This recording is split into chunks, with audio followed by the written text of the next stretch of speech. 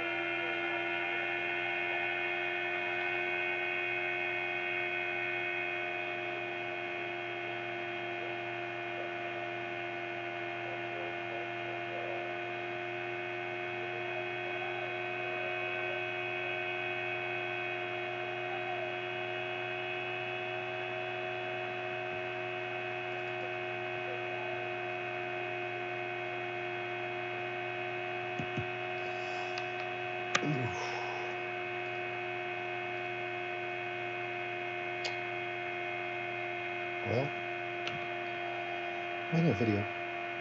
This one's going to take a little bit of preparation. That's what I'm doing. Got a notepad open with some words on it to organize this, which I've never done before, but there's a lot of moving parts on this one. And it's a look at Smells Like Teen Spirit, how it came to be, the impact it had, why it's an anthem for a generation, cover songs of this Smells Like Teen Spirit, mashups of it, reactions to it, modern day reactions, new generations reacting to it. Also, analysis, breakdown as to musically why it succeeds. Like, what is the secret to that song? And you'll see people who have never heard it, and they are instantly entranced by it. Wow, look at those dislikes. Your channel is really going downhill. 66%. Oh. This channel's going downhill? What? No. That can't be. I need your validation.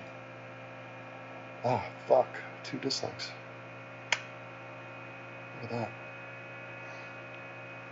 They came here to tell me they didn't like me. Huh. Imagine taking that seriously. Imagine being concerned about that. V live stream.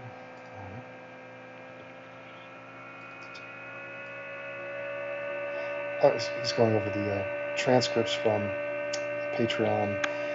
This is the girl that sort of banned Sargon.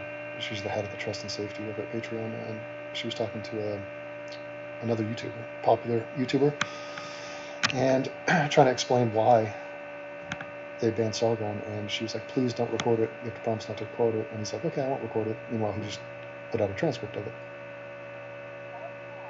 You can't have Count Dracula. You can't have a reason to talk normal youth.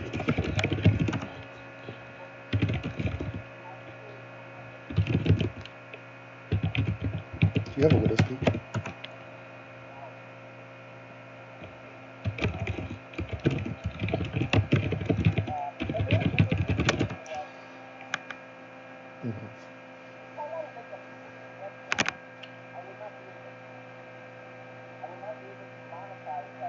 The guy is unironically from Romania. Is that not crazy? That's not right. Okay, so I start with an intro, something. I talk about imprinting hard, how I was imprinted hard, came from the land of Michael Bolton, showed the clip of Michael Bolton from Office Space. Everything was fake and plastic and just not me, didn't speak to me, didn't feel real, had no emotional impact. Clip of the 1980s, okay. But then came Nirvana and Smells Like Teen Spirit, instantly connected. Now, where do I go next? But Why is this song so special? Why is it unique? It's kind of the same thing. What is its real ingredient? No. How does it manage to speak to so many people? Is it all random? Or was there a method to the madness approach? Alright. And then let's tap into this and see what we got here. Where should we go?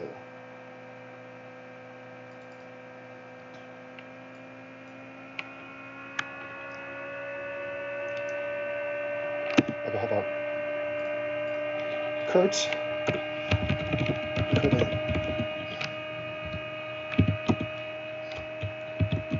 Is a blonde-haired kid from Aberdeen, Washington, which is a small, working class, depressingly wet city south of Seattle.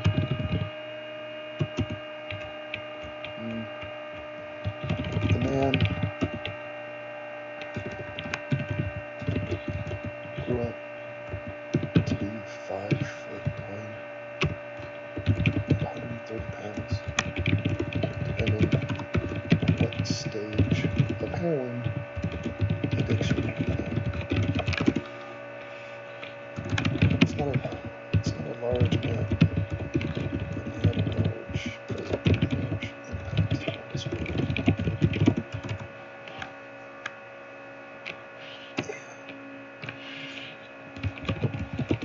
Nicki Minaj's ass is 5'9", 130 pounds. Just for some perspective. Just for comparison's sake. Just for some perspective. That's fine.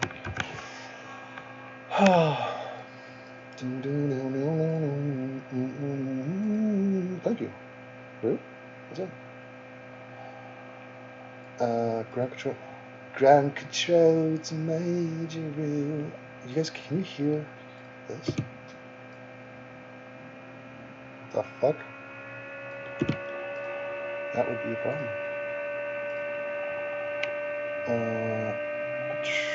You want headset.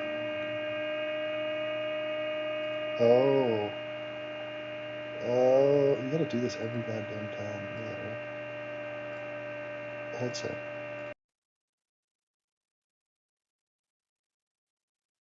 Hello. Ha ha ha. Hello. Ha ha ha.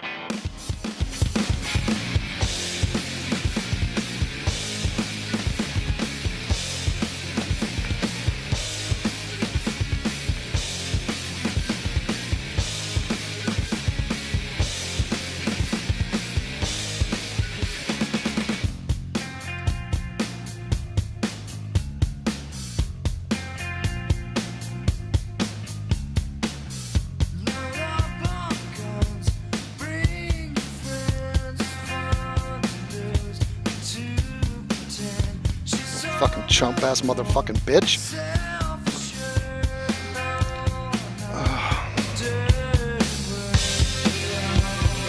Okay, so we got some chump ass bitchery in the chat. Devin, what's that square box with all the buttons that you can program sounds called? I have no idea, but they're cool. It's weird. It's almost like a Rubik's Cube, and yeah, it's some sort of sound mixing board, but you can attach sounds to it, and then I guess it has a nice feel to it. Like those buttons must have good reception, or must be very sensitive to touch, but also playable for the musically inclined.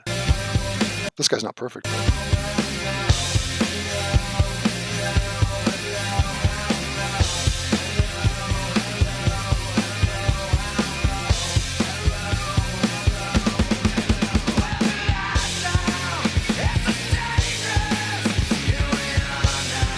guy married?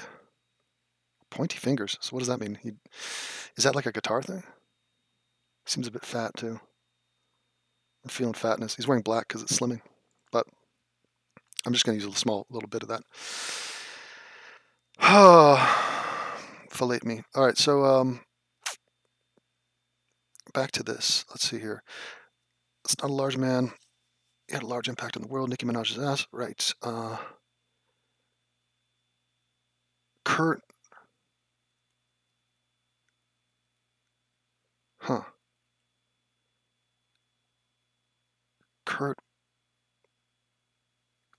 was a troubled guy. And those troubles started early. Ultimately, he never found the answers that might have cured the heartache that he felt stemming from his youth. Basically, he felt unloved.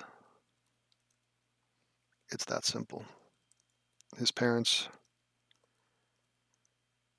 divorced and were emotionally abusive, not to mention neglectful. He was passed around to different family members.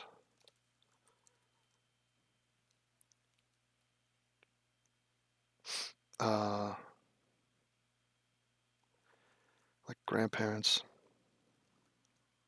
uncles, whatnot, for several years.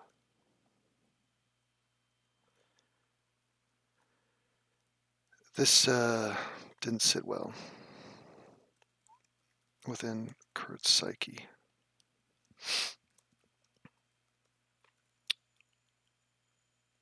He felt unloved, but also,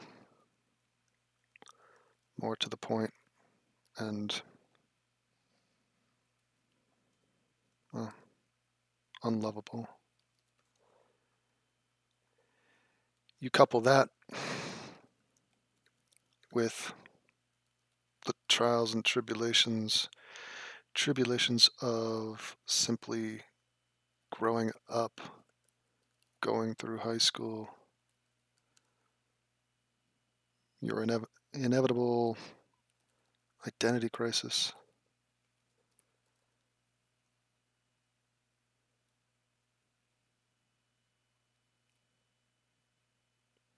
Not getting the validation of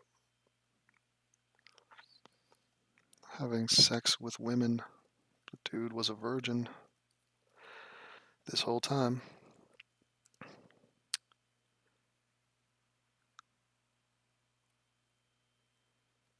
And you smack the weather patterns of the Northwest of America on top of it, and what you have is something far beyond teenage angst.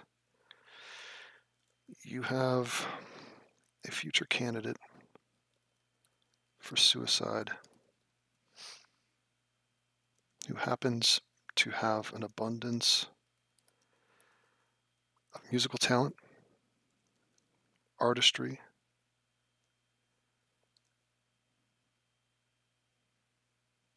passion, and a bottomless well of pain to tap into to fuel it all.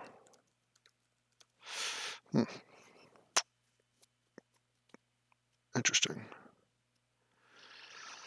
27 Club, yeah, it's rough. Okay, so from there, cut to the divorce clip, cut to the montage of Heck trailer.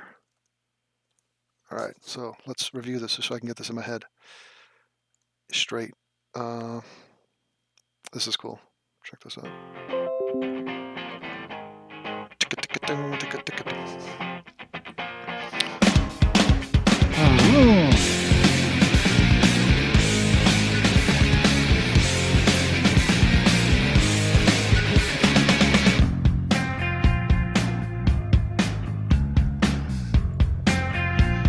Come out and play. That's the original melody was all different. Watch, I'm gonna cut to that too. The actual tune. He's like, this is one of the. Okay, let's just review what I have here. All right, so here is Night Step, which is just created by Anime Dudes. Angst bass remix.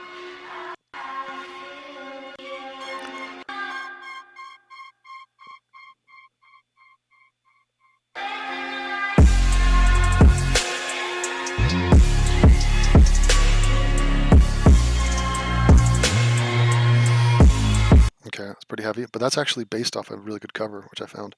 Hadn't heard it before. This is the dude. This is only in here because I like the way the opening drums start. Watch.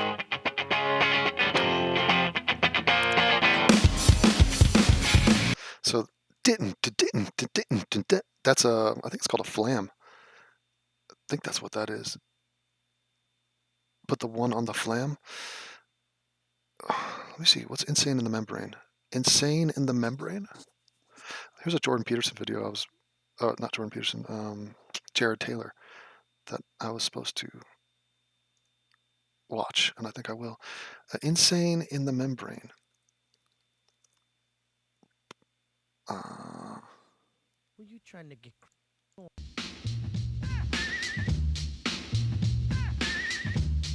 Yeah. I think a flam. What is a flam? I prefer a flan. Let me find something. Flam definition. One of the basic patterns of rudiments of drumming, consisting of a stroke preceded by a grace note. Right. Stroke persisted by a grace note. That's what it is. Oh. Okay. Flam drumming. Here we go. Flam. How to play flam. Here we go. Hey, Pat McLaughlin here from Look at that haircut. SnareDrumTV.com, and in this quick video I'm going to show you what a flam is. So a flam consists of two notes, the primary note and the grace note. The primary note is the main note that is either written or that you're intending to play. The grace note is a very small I like this. note that is dropped in and played just slightly before the primary note. Love it. Okay? So if I'm going to play a flam with the right hand, my right hand will be the primary Love note. this. And my I'm left adding hand this shit. will be the grace note. So you can see here, my right hand is up high, and my left hand is Dude, down look low. at the little drummer boy. Guy's freaking me out. Looking like some sort of a Mormon. He's like the Mormon drummer boy. But we're downloading that and we're talking flam. And I will play my right hand, and just before my right hand hits, my left hand will drop in, and then my right hand will play. I get the idea. Yes. So that would be a flam off of the right hand. If I play a flam on the floor, alternating right.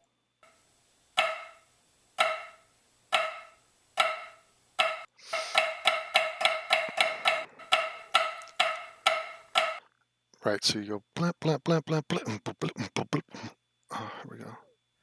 The flam stroke. This rudiment consists of two notes played closely together. In order to get that flam, there's a couple ways you can approach it. Same goes with your left hand. Basic flam stroke, and it's very important in the 40 essential rudiments. All right, so the idea is that in this song, Insane in the Membrane, that's the first lyric. Put the one on the flam. Boom, boom, boom. Ba-boom, ba-boom, dun, dun, ba-boom, dun, dun. So that da-dun.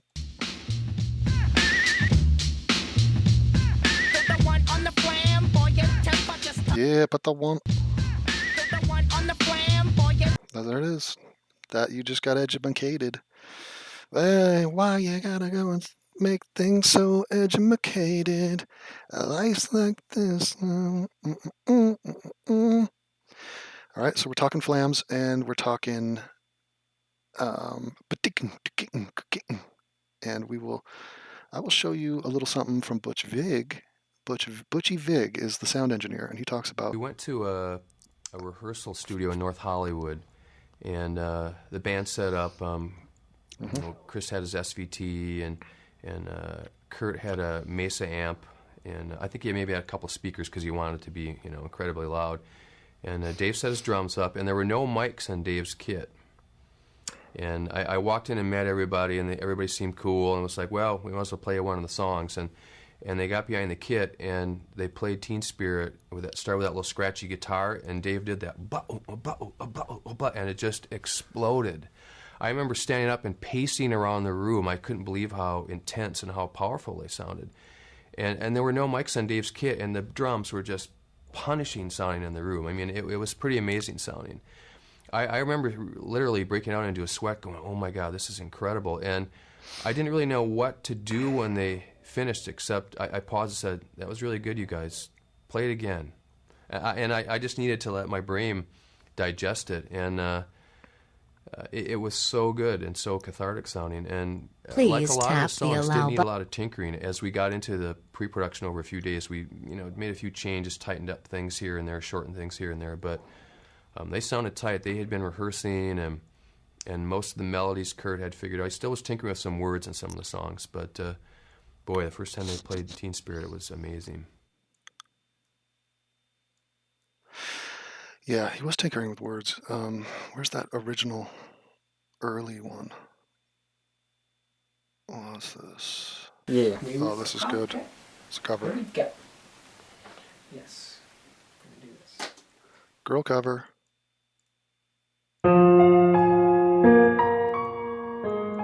Chill.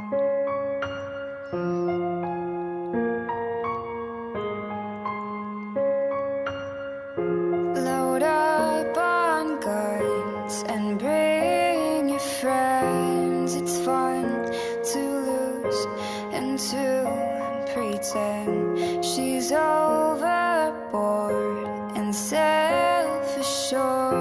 Oh no, I know a dirty word. Hello, hello, hello, hello, hello, hello. With the lights out, it's less dangerous. Here we are now, and it's ain't nice. I feel stupid and contagious. Here we. Okay. It was during this time that Kurt poured his heart and soul into his music. At one point, he managed to record an early version of Smells Like Teen Spirit. And he asked if he could play it for his mother. I found the following interview with Kurt's mother, sister, and daughter talking about that. All right. And so then we cut to that interview.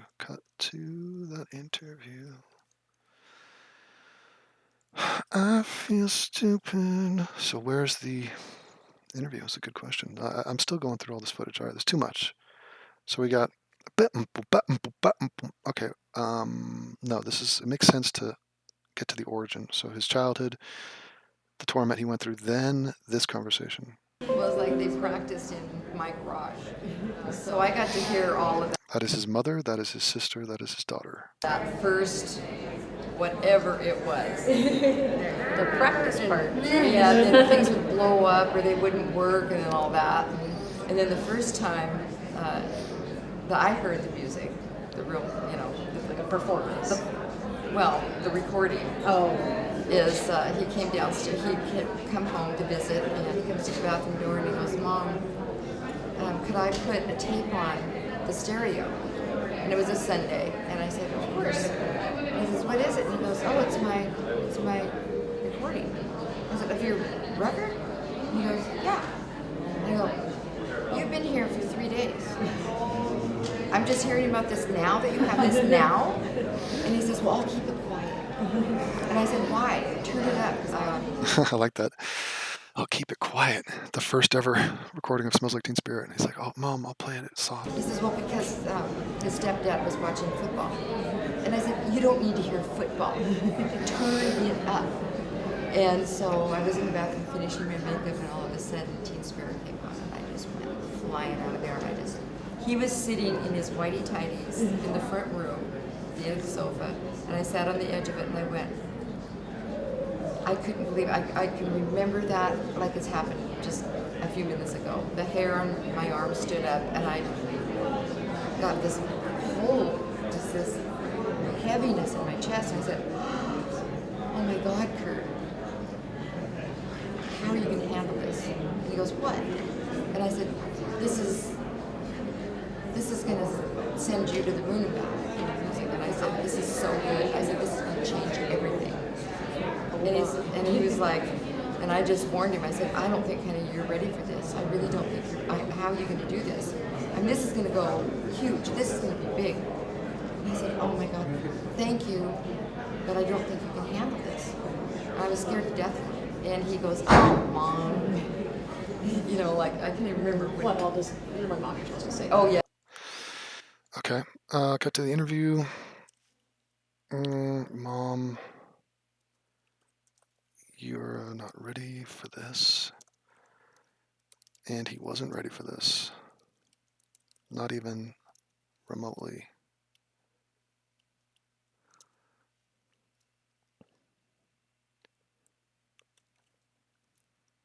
What is supposed to happen to a lonely, depressed, sullen little kid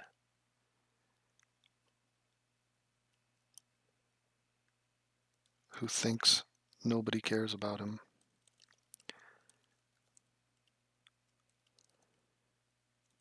If that same kid then skyrockets into being globally famous,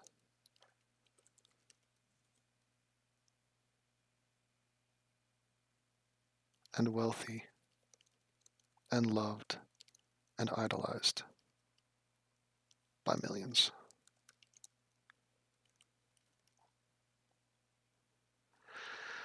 What does that do to someone? How can they be equipped to handle that? And more importantly, will that fix whatever underlying problems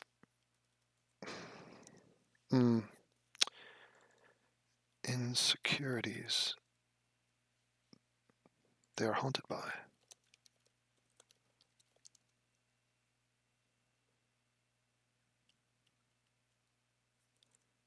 Kurt, for the longest time, would drown his sorrows in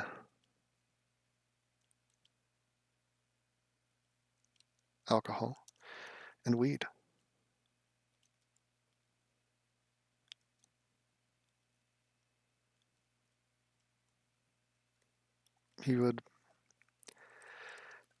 That trend never stopped and just progressively got worse.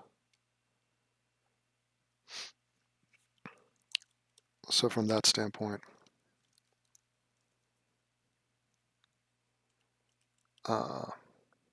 fame and fortune are not a working cure for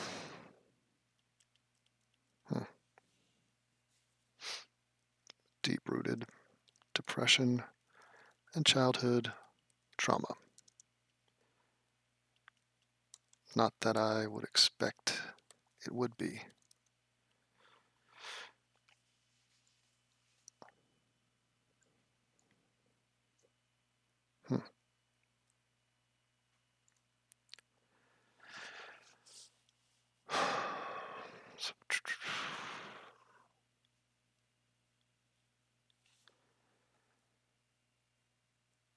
Kurt wasn't just sad and lonely.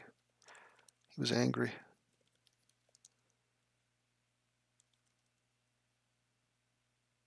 He had all the stages of grief in his heart at all times, aside from acceptance. He was rageful. Kurt would have been a member of Antifa. Guaranteed. I can't spell guaranteed. I'm not even going to try. That's my best. Guaranteed. I know. It's a motherfuck, that word. That motherfucking word. It's a word from hell.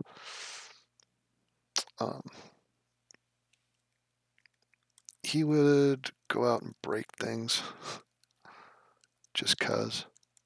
He would steal. He would tag on buildings.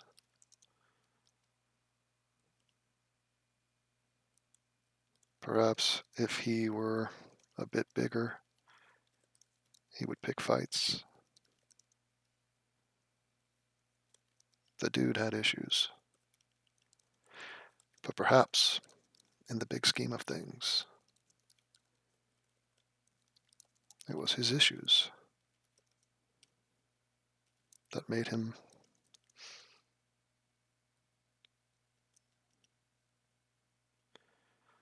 so tragically relatable.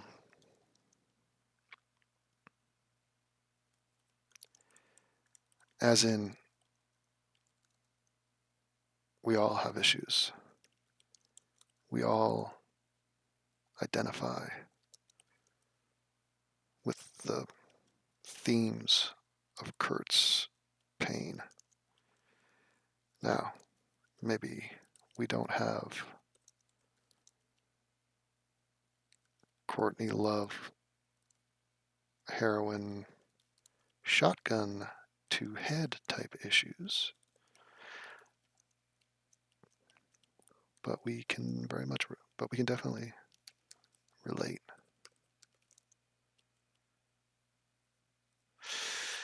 Because in that pain, there was truth. This man was not faking his emotions, and you could sense that in every, what do they call it? What's a verb for hitting your guitar? In every stroke of the guitar? That sounds weird. Sounds like he's fapping. In every tortured note to come out of the man's guitar. Let me check in with the chat.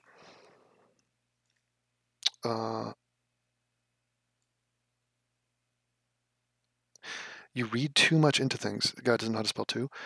Ever considered that he was just a fucking moron that knocked out a good tune or two? Very nice understanding of life. No. What a stupid thing to say. Why would you call him a fucking moron, for starters? And knocked out a good tune? Oh, wow, you really nailed it. Nice exploration. You can kiss my fucking puckered asshole and get the fuck out of my chat.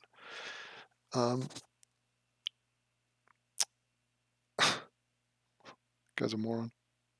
See, there's so much like this is what I'm talking about. Like just the resident sort of negative energy, like a lot of these fucking anonymous schmucks just carry with them. They're in the same boat. Like if you were to like talk to that guy, he's like, well, here's what I'm actually going through. It's all sorts of like he's got 25 problems, and a bitch probably is one. Just kidding. He has no bitch. Fucking incel. All right. Anyway, so then we go to origin of Teen Spirit. Okay. So let's see where that is. Where's that animated thing? Kurt Cobain conspiracy theory. That's not it.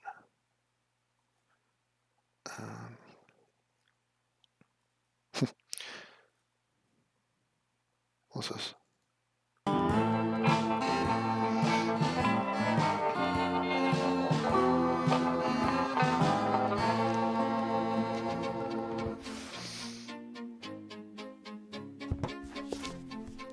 In Olympia, Washington, there is a street called Pear Street. At 114 Pear Street sits a house, a small gray-green house built in 1915 and subsequently divided into 3 apartments. In 1990, a 23-year-old musician named Kurt Cobain moved into one of the apartments in the house. He began dating Toby Vale of the Riot Girl band Bikini Kill. The lead singer of Bikini Kill also became friends with Kurt. Her name was Kathleen Hanna. One night, Kurt and Kathleen downed a bottle of Canadian Club whiskey and decided to graffiti a pro-life teen center.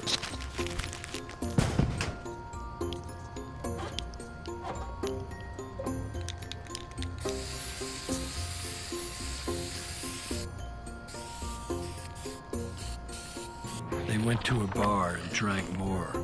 Eventually, they made it back to Kurt's place at 114 Pear Street, where they kept drinking. Kurt passed out, but Kathleen stayed up. The urge to graffiti had not left her. She took out a Sharpie and wrote something on Kurt's wall, a reference to Kurt sleeping with her bandmate from Bikini Kill, Toby Vale. Kathleen felt that Toby had marked Kurt with her scent, the scent of her antiperspirant, which was called Teen Spirit. The next morning, Kurt woke up to the new message on his wall. Kurt smells like Teen Spirit. He liked the way it sounded. Kurt thought it meant he was a radical, a revolutionary, a feminist, a punk, an anti-authoritarian, anti-capitalist, anarchist crusader. He had no idea that Teen Spirit was a product aimed at teenage girls. After the song came out, sales of Teen Spirit went through the roof. Capitalism is very resilient.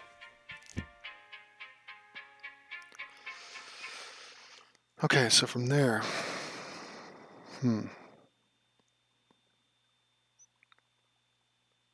From there, maybe we go. Okay, let's go to Jack Black clip.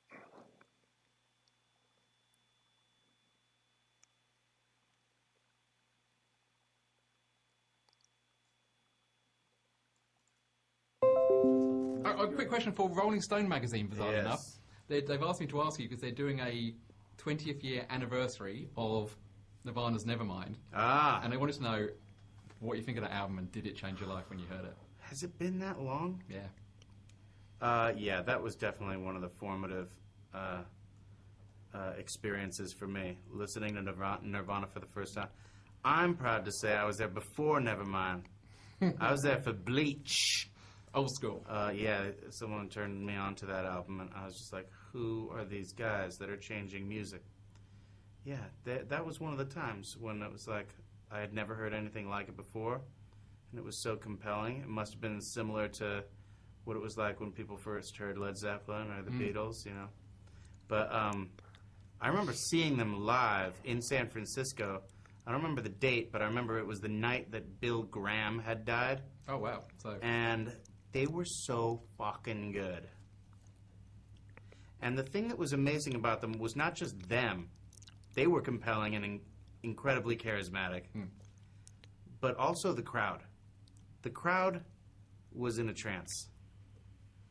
Just undulating mass of pleasure. And everyone knew that this was a moment, that they were witnessing, you know, a historical musical experience. And ever since then, I know that it's the crowd that's just as important as the band in making a show incredible.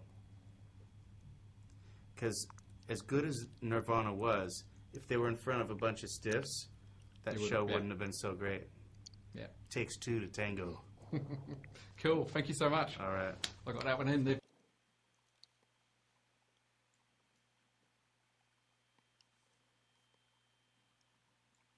We went to a rehearsal studio in North Hollywood, and the band set up. Chris had his SVT, and Kurt had a Mesa amp, and I think he maybe had a couple of speakers because he wanted it to be, incredibly loud. And Dave set his drums up, and there were no mics on Dave's kit.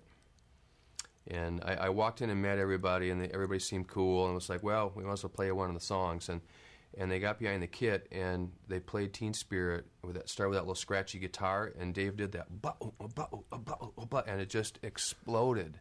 I remember standing up and pacing around the room. I couldn't believe how intense and how powerful they sounded.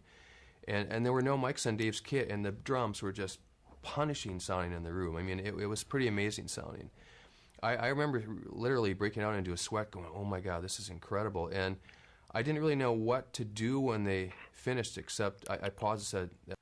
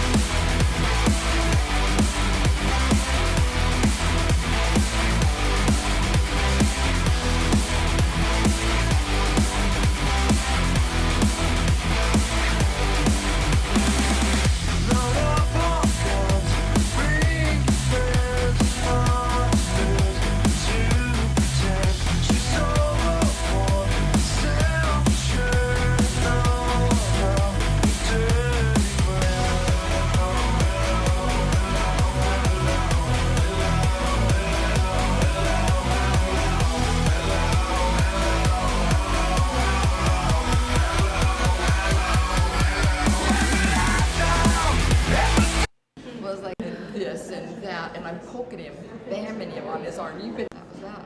It was like, and schools, but I used to go and see them as much as possible.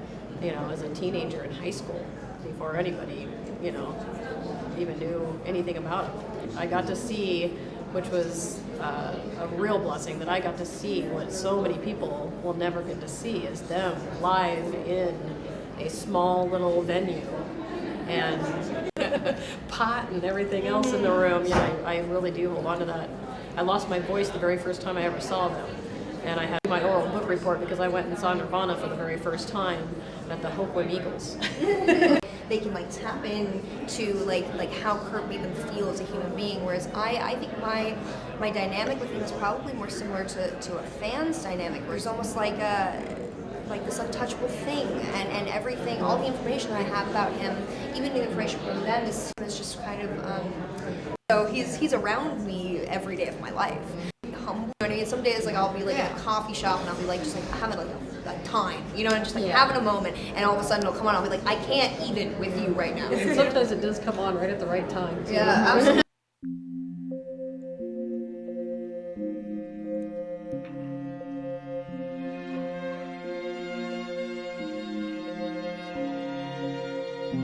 Load up on guns, bring your friends. It's fun to lose and to pretend she's overboard and self-assured. Oh no, I know a dirty word. Hello, hello, hello, hello, hello, hello. With the lights out, it's less dangerous. Here we are now, entertain us. I feel stupid and contagious. Here we are now, entertain us. Oh yeah.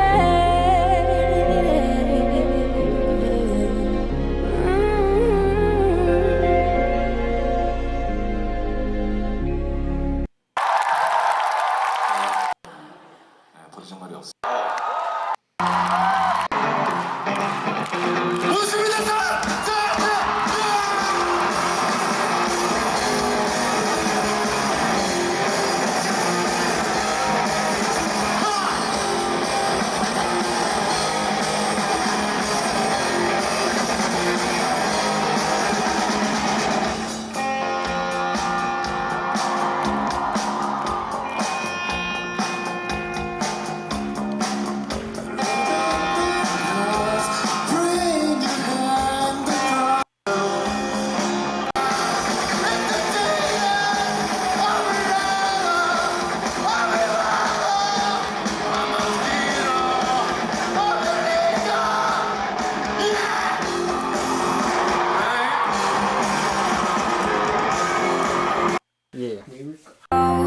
Entertain us.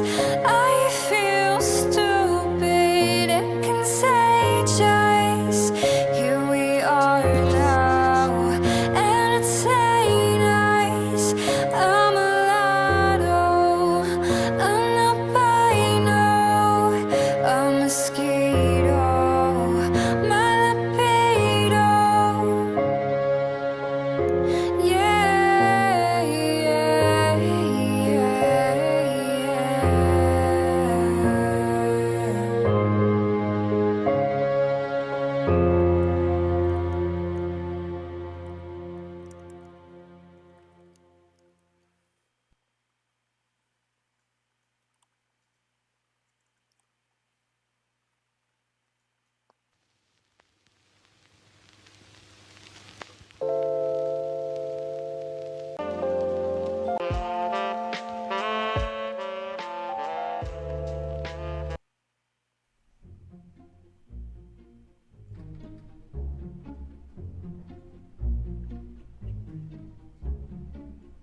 Load up on guns, bring your friends. It's fun to lose and to pretend she's overboard, self-assured, and all I know are dirty words. Hello, hello, hello, how low? Hello, hello, hello, how low? Hello, hello, hello, how low? Hello, hello, hello. I'm worse at what I do best, and for this gift, yeah!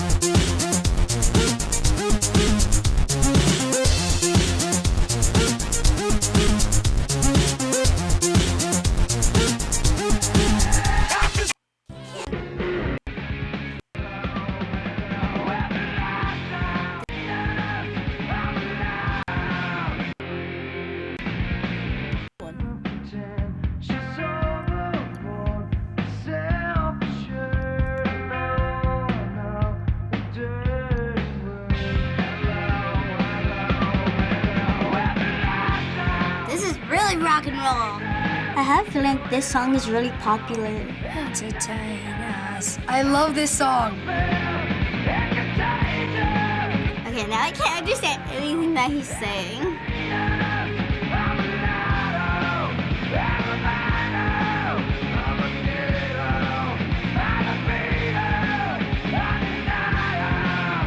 Lotto? What the heck is a lotto? Is he saying crocodile?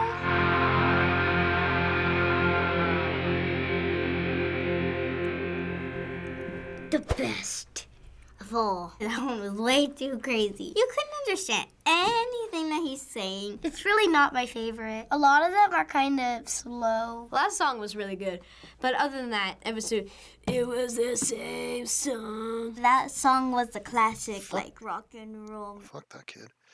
So. All right, I'm gonna pause it halfway through and discuss how I'm feeling. Okay. The beat's not bad. The instruments that they're using, they're not bad, and it's consistent, and I like that. I do enjoy the consistency of it. It's easier to catch on to. It's easier to rock to and stuff like that. I'm finding myself hard. What's good, YouTube? It's your boy Juice with 2 eyes, man. You clicked on from the title. We got Nirvana, Smells Like Teen Spirit. Okay, now listen. This intro gonna be, y'all cannot miss this intro, especially if you new. All right, so I like rap and hip hop music, okay, and I also like blues. I like the jazz, and I like opera, but I don't like metal.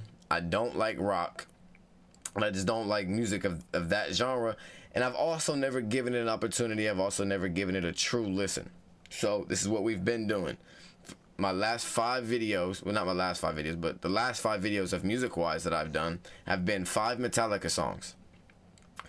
And if you want to see how I felt about those, I was requested to watch Nirvana, or Nirvana, however you say it, in every Metallica song that I dropped. This was the most requested other song besides Metallica songs. So I said, okay, I'm gonna do 5, get a feel of it, and aka Baby Mama, that's what I call it. So go ahead, spark up with me. Let's spark up. For those that don't smoke, just chill for a second.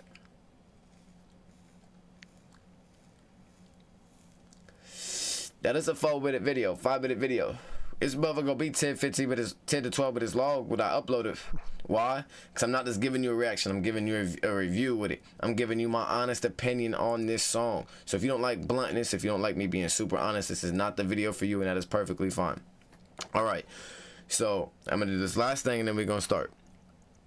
I say, if you are a new sub by the end of this video, comment down below, say new sub, and tell me why you're a new sub. If you're a new viewer, comment new viewer and tell me why you didn't sub, but why you are thinking about subbing. And if you're not going to sub based upon my reaction, let me know. And I don't care about the sub. I just want to know why you're not, so I understand what's the disconnect that I'm having with you guys with the video and this song that I'm listening to, so I can try to connect that. You know what I'm saying?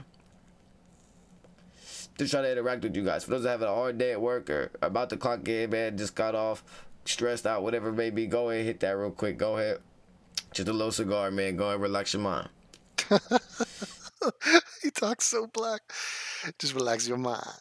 Your mind. There's barely an N or a D. Go ahead and relax your mind. Listen. There, relax your mind. Relax your mind. Relax your mind. Relax your mind. Relax your mind. There go my social medias. If you want to follow those, you're more than welcome to. You don't have to. All right. So, with me trying your guys' song, I'm just going to play an older song. It's about the same years old as this that I fuck with. And I'm just going to play a 30-second snippet. And you cannot skip it. And you guys let me know down in the...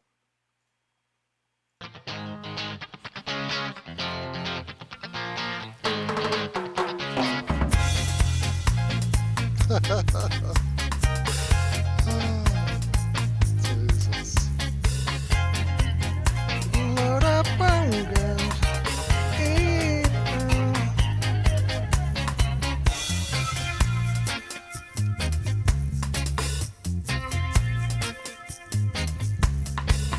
Load up on guns, bring your friends, it's fun to lose and to pretend she's overborn, self-assured.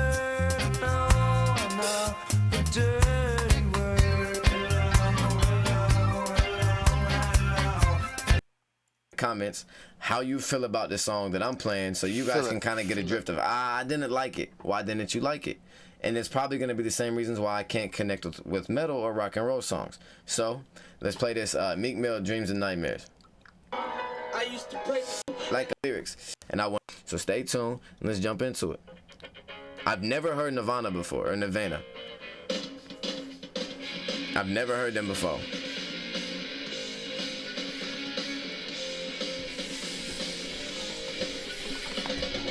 Come back to your white roots, dude.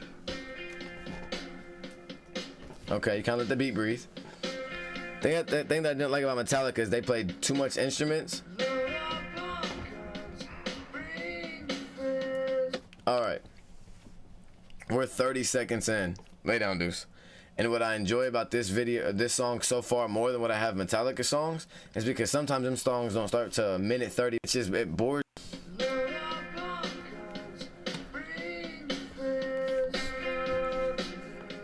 So far more than the thing that I didn't like about Metallica. Okay, you can't let the beat breathe. The thing that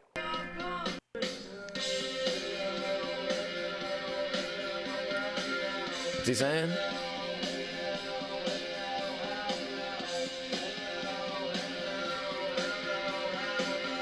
Hello, how long?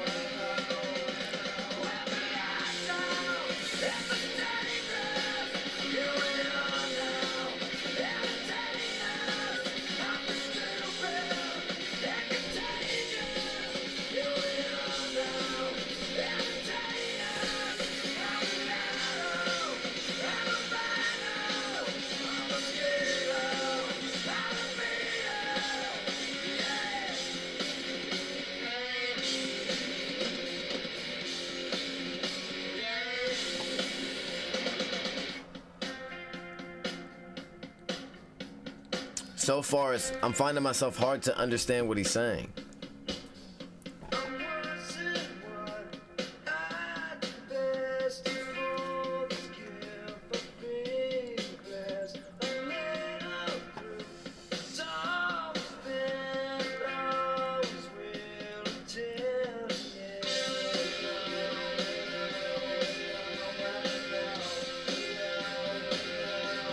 What's he saying right there? I'm not sure. I feel like it could be a few things.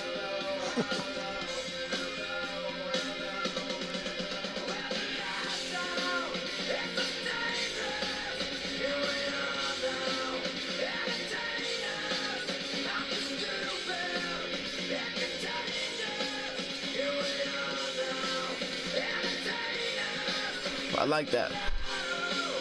For stupid, something contagious, something contain us. I remember I heard what he said when he said it. And didn't sound bad.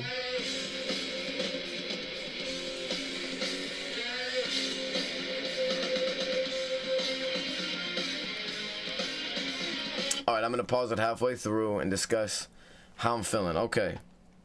The beat's not bad. The instruments that they're using, they're not bad, and it's consistent, and I like that. I do enjoy the consistency of it. It's easier to catch on to, it's easier to rock to, and stuff like that. I'm finding myself hard. It's hard to understand what he's saying, and you guys are probably. It's even harder for you guys to hear it because of how I have everything set up. It's just hard to understand I wish I could hear what he's saying. That's why I want to do lyric videos, but I also want to get the gist of the energy that they're bringing. So that's why I try to do music videos. And it's more entertaining for you guys to watch them rather than lyrics on the screen. Because 9 times out of 10, everyone watching this right now, you guys have all heard the song before. You know what I'm saying? I can catch myself bobbing to it, though. I can't connect with the song.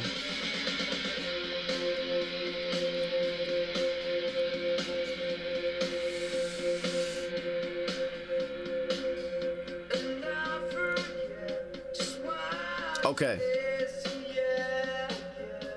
I appreciate that.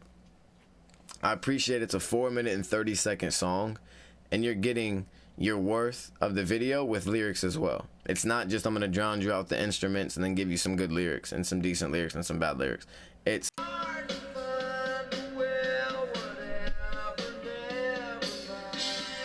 Whatever, never mind. Okay. I like how he fluid it in with the sentence. I like that. Got the janitor in there.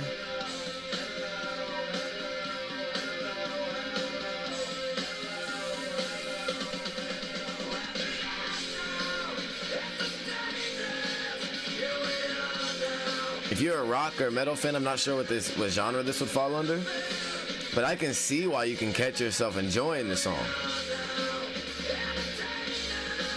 I just can't understand really what he's saying. And you're gonna say, oh, 'cause I'm talking over it? No, I'm listening.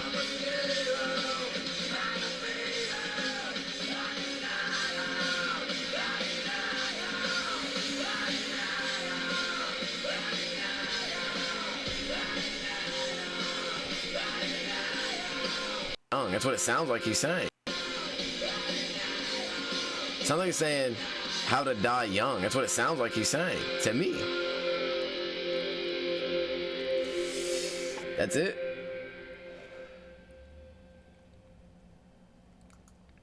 Okay.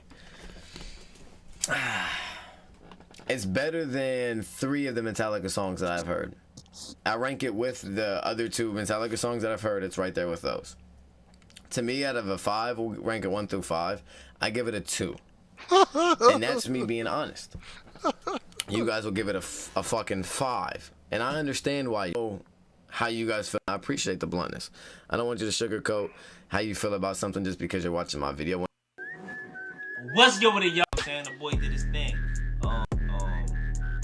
These people, they're very controversial. Like they said a lot of controversy. You feel me? But that's dope. I shit. Subscribe button, turn my post notifications so you don't ever miss another video. And you can become a part of the Kill Yourself crew. And we better go ahead and get straight to this. It's about to get real live in this bitch. I ain't about to get too turned, but hey, they do their shit. Yeah. Hey, I was in the comments. Hold on, before this started, I was in the comments one day, and I saw a nigga say something like, "My mom was one of the cheerleaders or something." That's dope. Like this scene look real like eerie. You know what I mean? Like, I don't know. I wonder where the fuck this was, where this was shot at.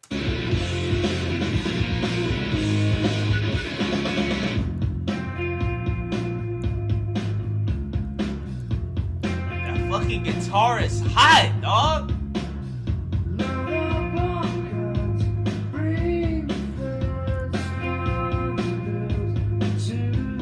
And his voice is so unique, dog. I don't know what it is. It's like he sounds tired, but I think it's him sounding tired, and you feeling that rawness coming out as well. I don't know, bro. I feel it. I hear it.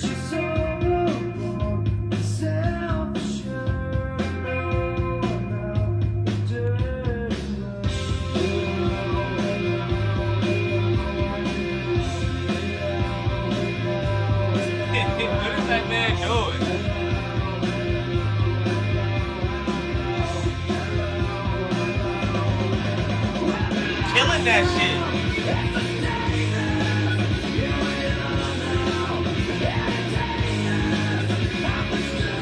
Hold on.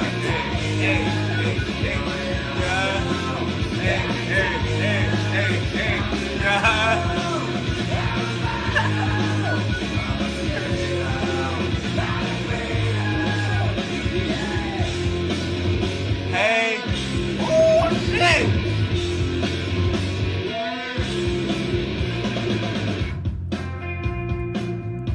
Like to say, hey, you feel me? Like, what's good, subs? You know, hey, my guy.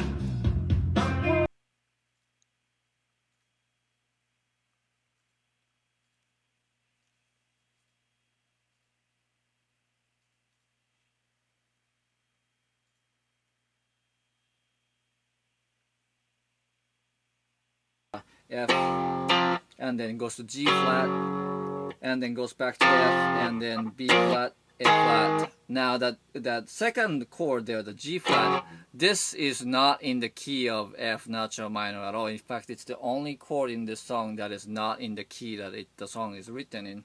And when you place an out of key chord, especially just all of a sudden like that, in fact, in this this note is this chord is like a flat second in the key of F minor, and that's like the most gnarliest, most dissonant, most angry sounding chord there is. So that just adds a sense of like, you know, you hear that and then you're like, whoa, you know, it's just the shock and the angst and the dissonance of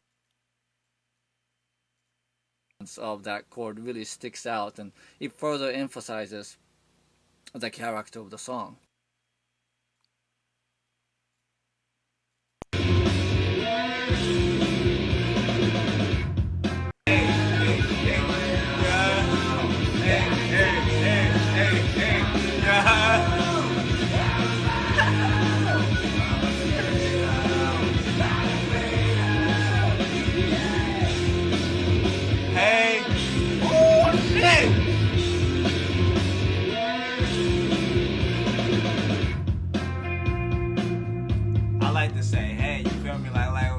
Good, so you know, hey, my guy.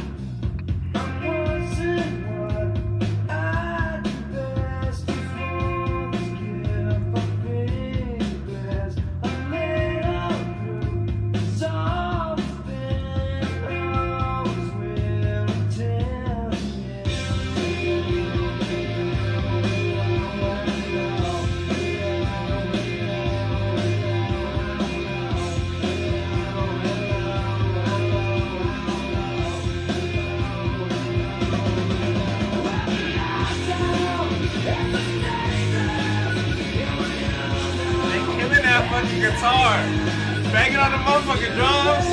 Yeah.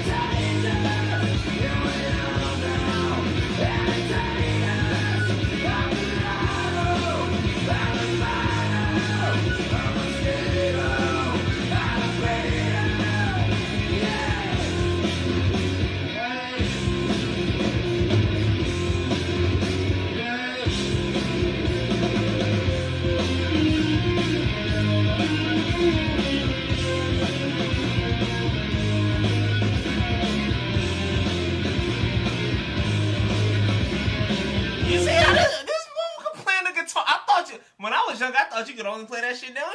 You playing the motherfuckers up here. Like it's a flute or something.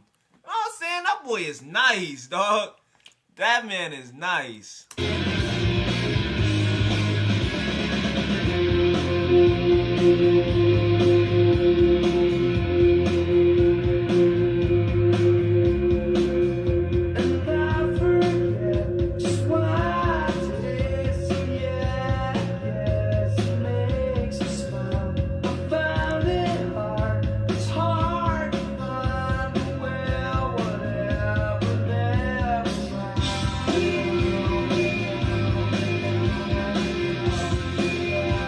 They just be going crazy in the rock videos. They don't even give a fuck. My nigga, they just say, hey, y'all go stand over there and y'all go, you know what I'm saying? They might say drink a little bit, tee the fuck up, and then they say, y'all just go over there and just do your thing. Just make this video as lit as possible. We don't give a fuck what you do. Just don't hurt each other. Type shit. You know what I'm saying?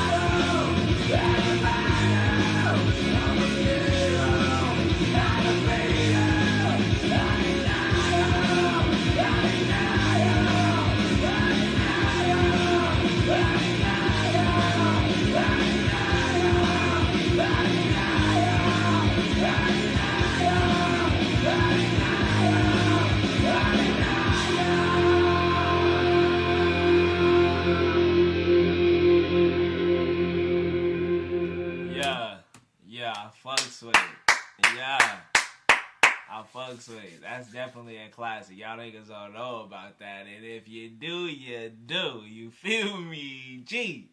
Go ahead and drop that like on this video right now. You already know what to do. Go ahead and leave a comment. Go ahead and hit that subscribe button. Turn on my post notifications so you don't ever miss another lit video, man. And I'm about to continue bringing these videos because that's exactly what we do. Nah, I feel like I have to, man. That's a deal. And also, if you want to get a deal on some ill-ass reactions that's early. Some of them might have, but it's a special video, special request. I know a lot of people don't like this. We got Nirvana, Smell Like Teen Spirit. This is my Smell Like Teen Spirit? Teen Spirit. Oh, Teen Spirit, that's what Drake got from? Drake got from? Yeah, bro. Smell Like Teen Spirit. Yeah, bro. Oh, yeah. Kurt Cobain got a lot of rap samples, bro. I don't know. This is. I don't know the name of the song. I definitely never seen a Nirvana video in my life. Bro. Yeah, I've never seen it. Yo, the Kurt Cobain documentary. Well, we about Top 5. We about to get right into it, man. Nirvana, Smell Like Teen Spirit. RTTV. That's lit. I should have put my Nirvana shirt on though.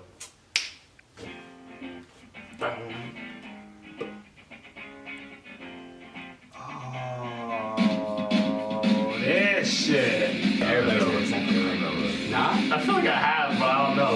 I've heard this. Never heard this in my life. Shout out to the team. Should be fun. I've heard this before. I'm pretty sure this is on the top. You guys heard this shit in movies all the time. Yeah, I've heard this. Like in action movies. People are crazy.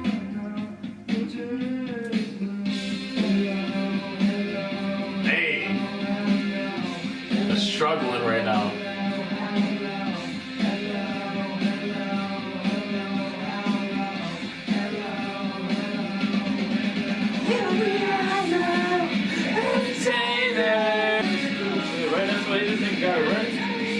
Jay-Z. Yeah, a lot of people take shit from Nirvana. I could have easily say I never heard this in my life. Yeah. Y'all have heard this. Y'all probably don't remember. With Justin Timberlake. Entertainers, acting stupid. What song is this? It's amazing, I'm in this race. With you, just nah. He didn't take the whole thing. I know you're talking about though. Yeah. Like words from Holy Grail. Mm-hmm. Yeah. Oh. Oh. Okay. I've definitely heard this. You niggas have heard this. I know I never heard it. Put to the crowd. Shout out to him. Yeah, they're raging like a motherfucker. They got fire and everything. This was definitely one of the rock bands. Yeah, I could this definitely was definitely see one of the rock bands. That's probably the only time I heard a song. No, this was definitely a rock band. It was in Guitar Hero. Oh, that's what it was Guitar Hero. It was in Guitar Hero. Yeah, I remember this shit. I feel like if you watch that song before. Oh, this is a wrestling intro? They played it like a soundtrack of the events. I like how the verse is really like a build up to yo.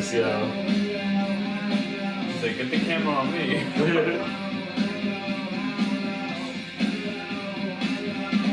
Nah, it's definitely Teen Spirit. They hopped off the bleachers, now they actually like slide. You gotta start a letter with an A, yeah.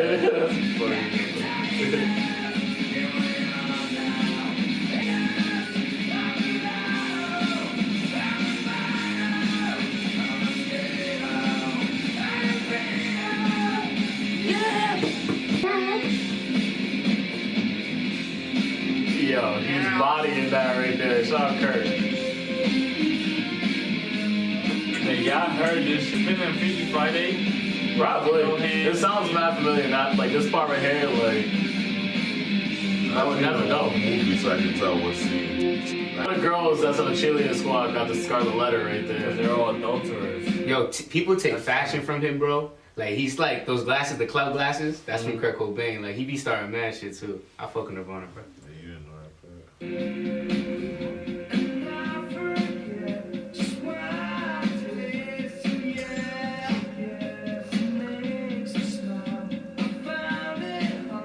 Yeah, I was gonna say it's mad distinct. X gets a lot. I can tell X gets a lot of shit from them. Yo, that's one time, baby.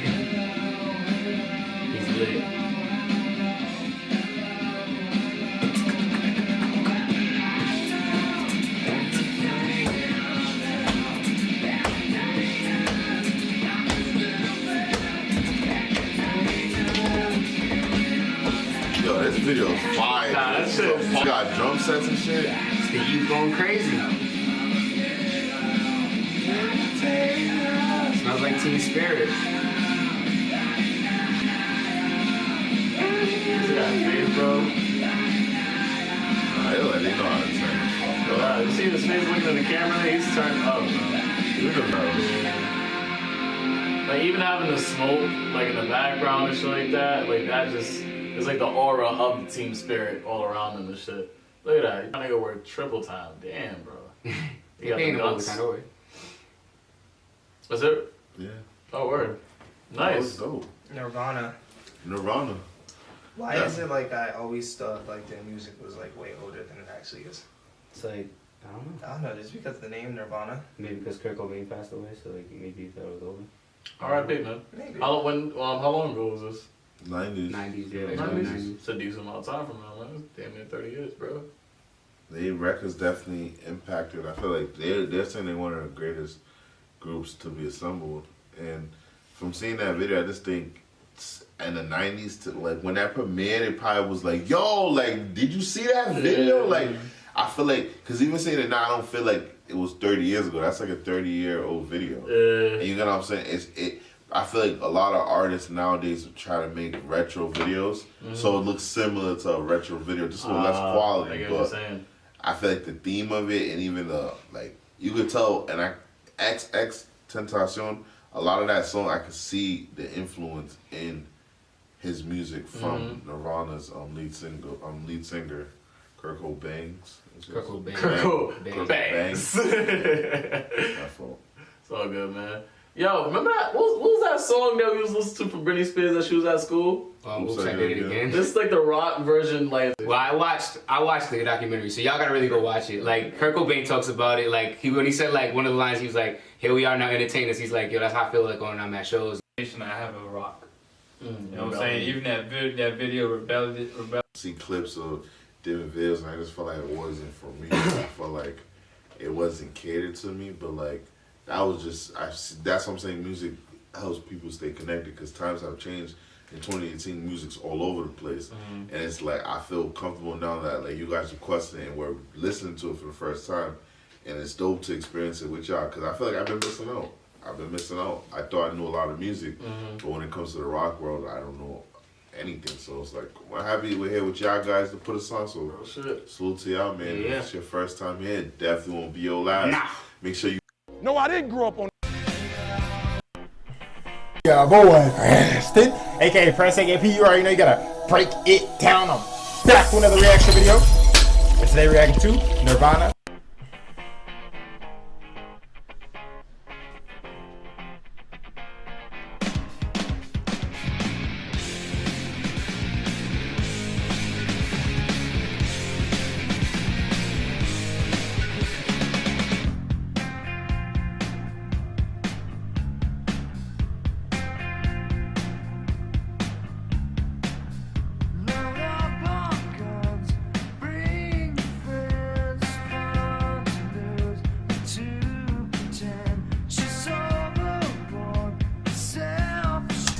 Hey, go ahead and level up.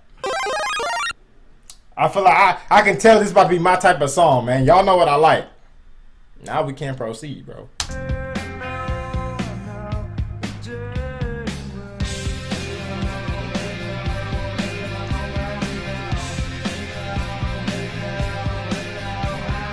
Yeah.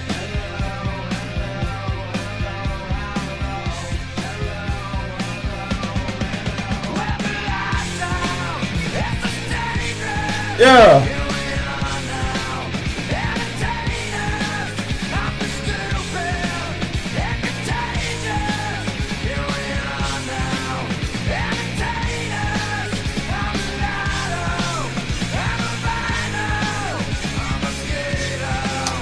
This is way better than the first song y'all had me listen to by them.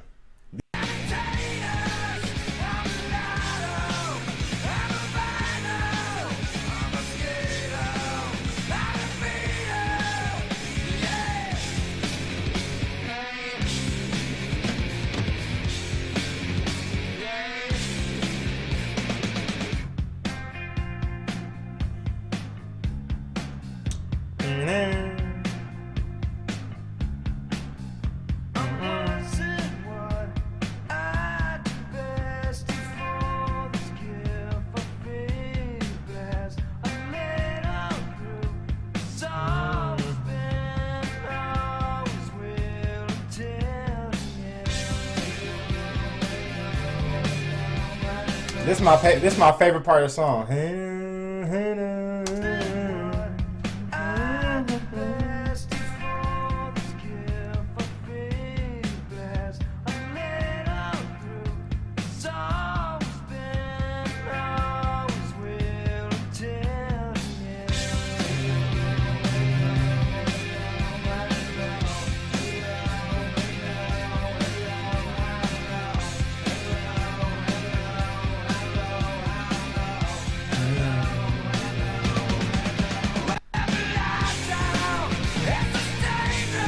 Yeah.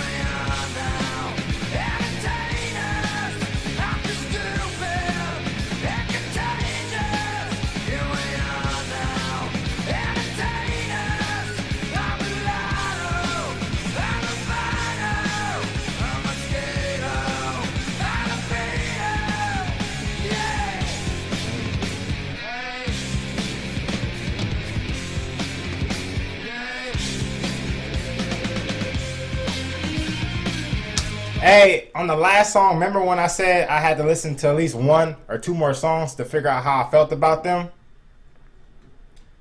This confirms it, bro. I like them now, man. I like them, bro.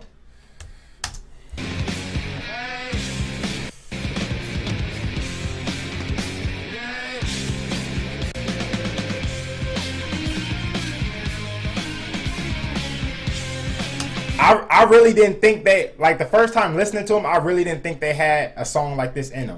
I really didn't.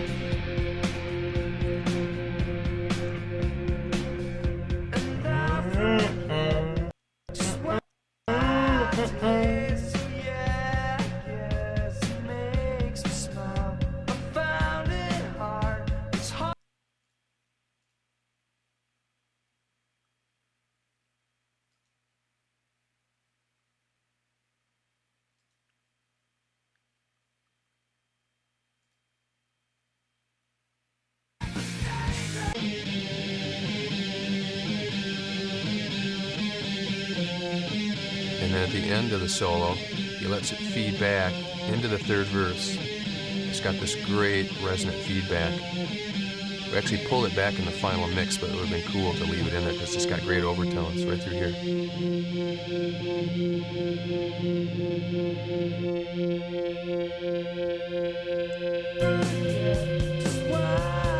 It starts to bend and morph. Really creepy sounding.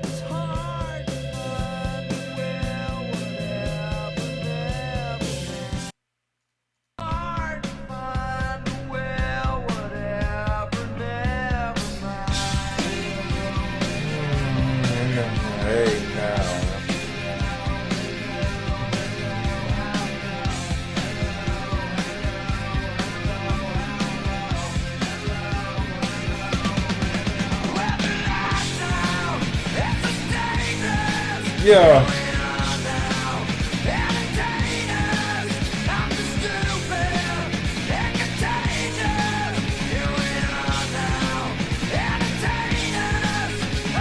He kind of remind me of the lead singer. Kind of remind me of the other lead singer from Iron Maiden. He can do a lot with his voice.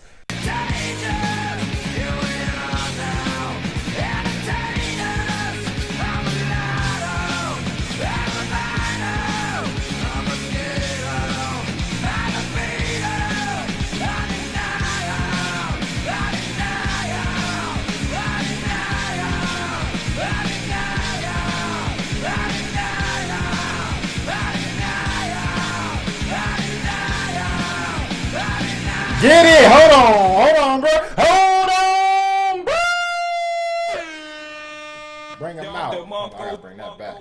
Go ahead and hit my man's with a fatality. Fatality. Now we can proceed, bro.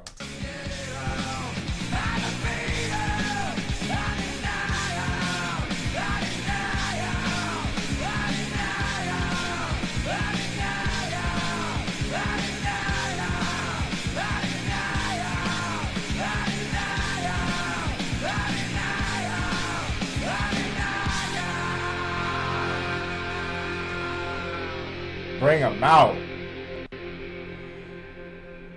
Bring him out. Flawless victory. I think that's probably, to me, first of all, the song is a classic. You know what I'm saying? It's a classic. This is my first time hearing this song, and I know it's a classic. Almost 1 billion views. It's gotta be a classic, but I don't think nothing else they have is gonna top this. The first song y'all had me listen to, it was decent. You know what I'm saying? It wasn't bad. Some people thought it was trash, but I mean, to me, it wasn't that bad.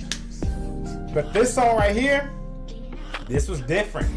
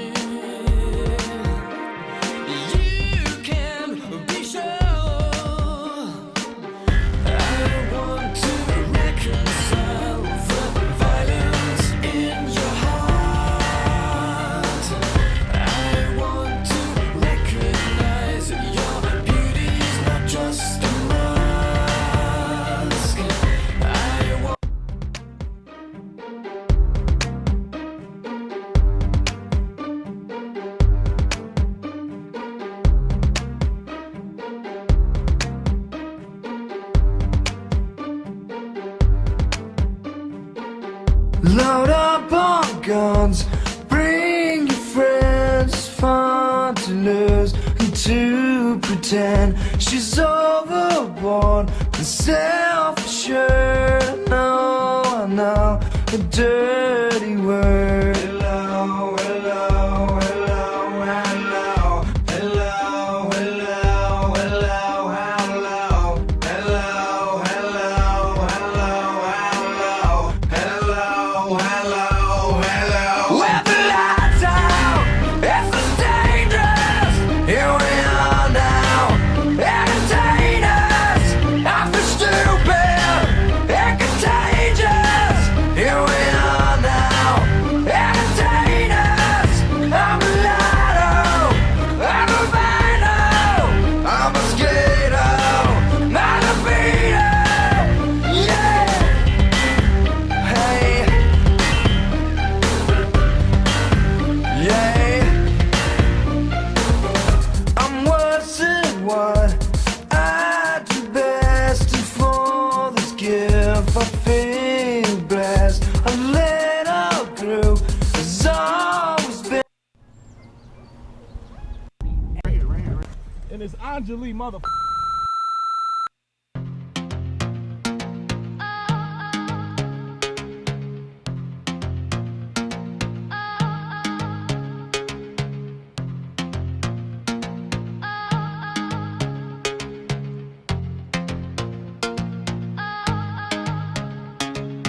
I know you're trouble, I love how it feels. Got me like, oh my gosh, maybe it's wrong, but the feeling is real. Got me like, oh my gosh,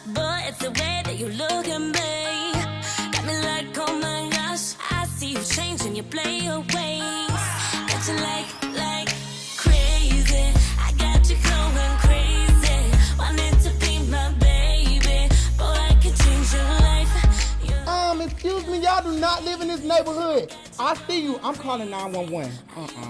Hello, 911. It's a robbery in the neighborhood, and it's about to go down. Get here now.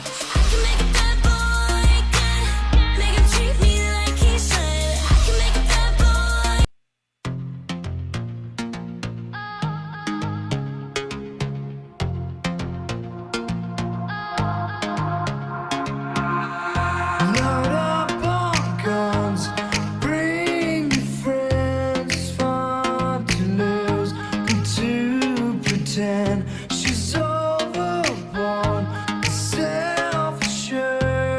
No, I'm not a dirty word. Hello, hello, hello, hello,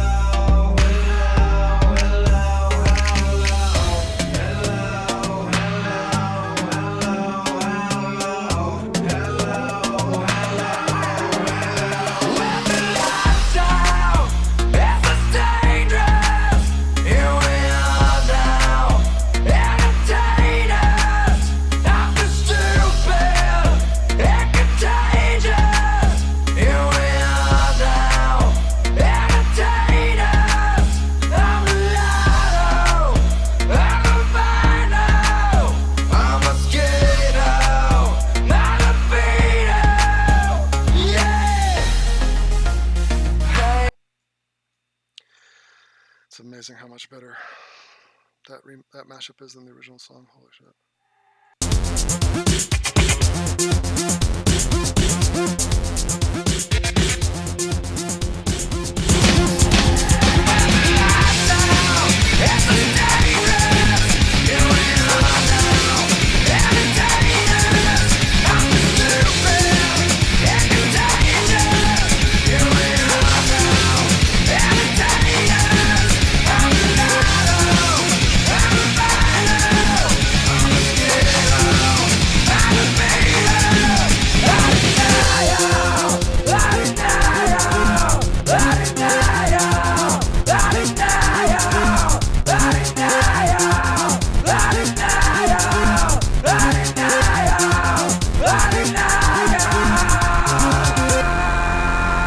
Hello, it is I, Adina. In today's video, I'll be listening and reacting to Smells Like Teen Spirit by Nirvana. I will say I have heard of the band Nirvana before, but I've never heard any of their songs. I don't even know what smelling like teen spirit means. You might think I'm crazy for never having heard the song, and I probably am, but it's true. Just so you know, I will be pausing the song because of YouTube's copyright laws, so it's not going to be the full song in one chunk. If you want to listen to it all at once, I'll leave a link down below. You can go click that and listen to it there. Also, I had the lyrics up on my screen. I haven't read them. I just saw the title. So, let's get started. Swoosh!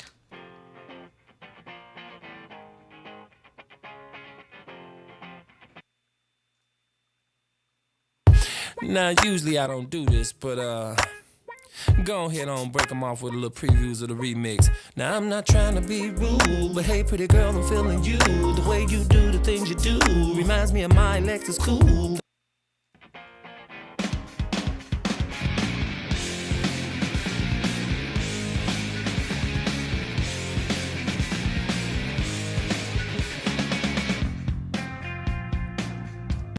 That was cool. I really liked how the guitar and the drums started off pretty energetic, and now it just switched over to what I think is an electric guitar.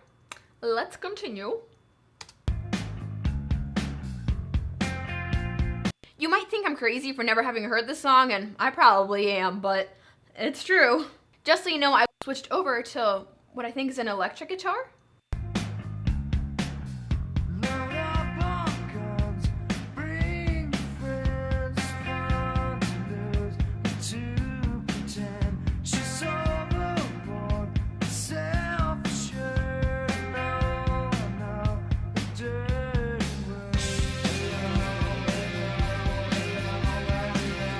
So far, I'm really enjoying the music. I still don't think I've heard the song. It doesn't sound familiar, but I like it. I like how there's a little bit of guitar, a little bit of drums, and the singing's nice. So far, A+. Let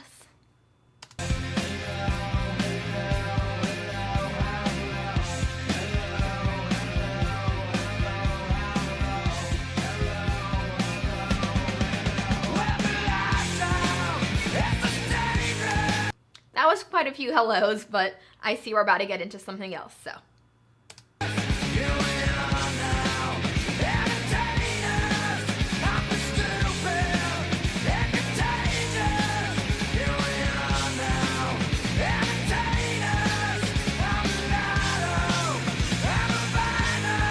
So far the chorus is, with the lights out, it's less dangerous. Here we are now, entertain us. I feel stupid and contagious. Here we are now, entertain us. And with the song being called Smells Like Teen Spirit, I'm assuming they're in some sort of gym or school dance perhaps. Let me know.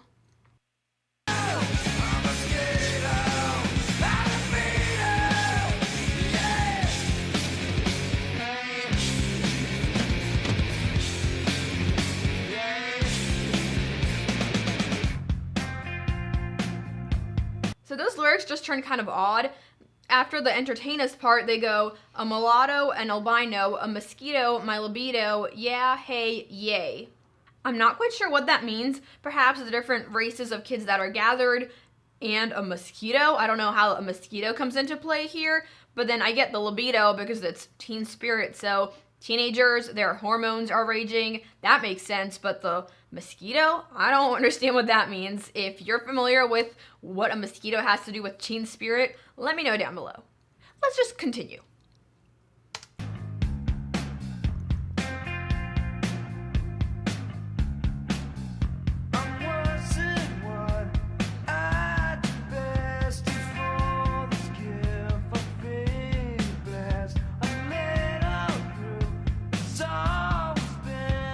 Something I'm noticing about the song and the singing is that while the song is, you know, it pumps you up, it gets you energized, I feel like in the singer's voice I can hear a lot of sort of pain and sadness and angst. I'm not sure if I'm picking up on non-existent things. I just feel like there's something that's so raw about his voice and the way he's singing. I'm not sure if that makes sense, but do you agree? Let's go on.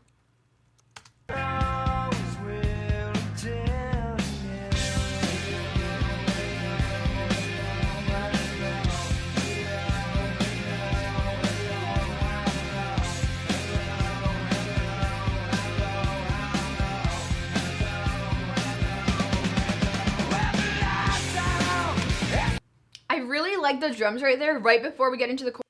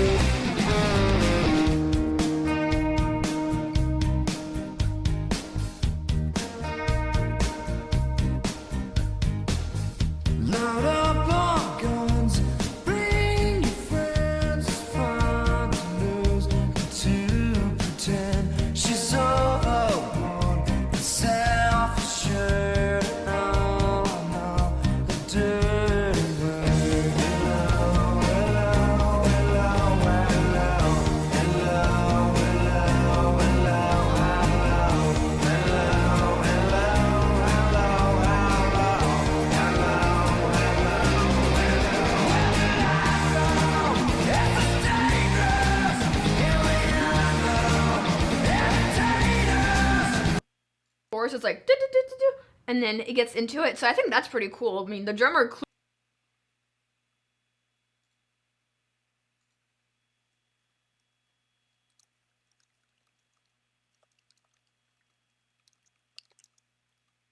clearly likes the song too.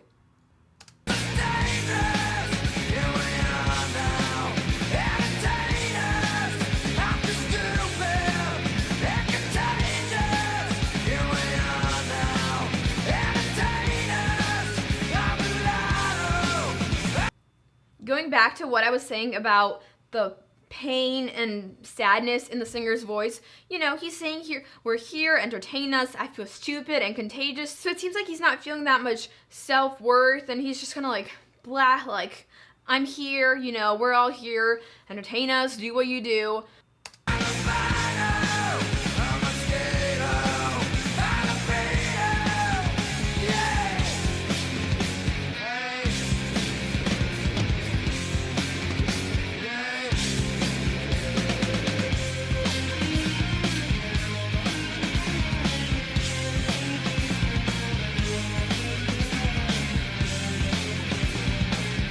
I will say though, I want to add this song to my playlist. Nay, I will add this song to my playlist.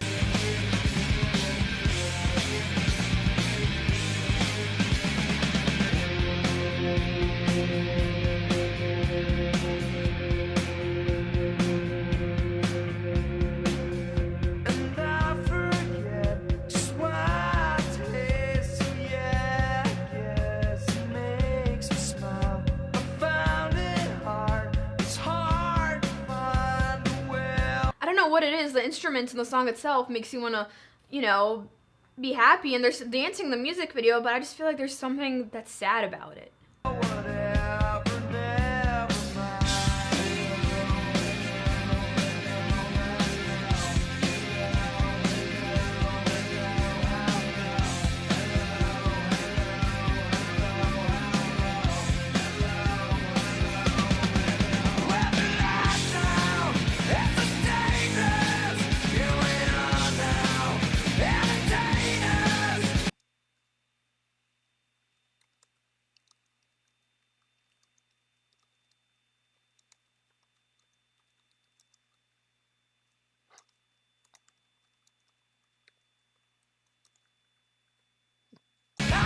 Oh shoot, no. So my mind just went to the gutter in terms of a mosquito. I see how that would apply to Teen Spirit, if you know what I'm saying.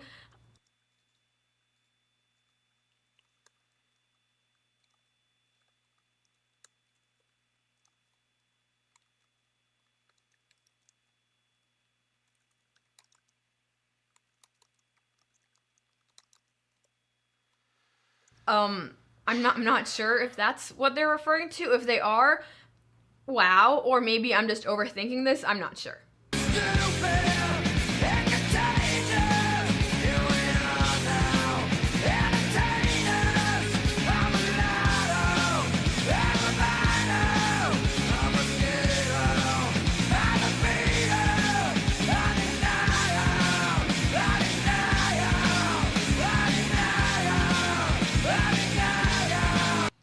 So I'm not quite sure what he was saying there. Oh, a denial? So right there he's saying a denial. I'm not quite sure exactly what is being denied, but I feel like this strengthens my theory that there is sadness behind the lyrics.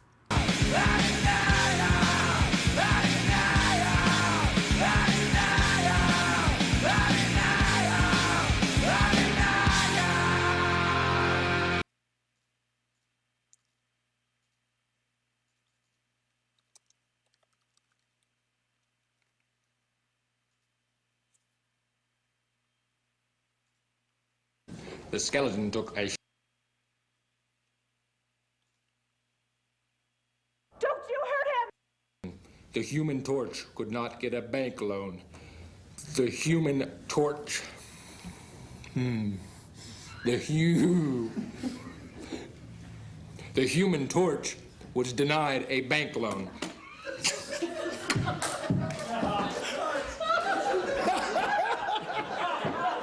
Good question, Baxter. Is love by its very nature fleeting? I think it was Aristotle who said, "Come, children, let me tell you a tale about ships and whales." Working. Does it look professional? The skeleton took a shower. The skeleton ran out of shampoo in the shower. The Human Torch could not get a bank loan. The Human Torch. The Human Torch was denied a bank loan.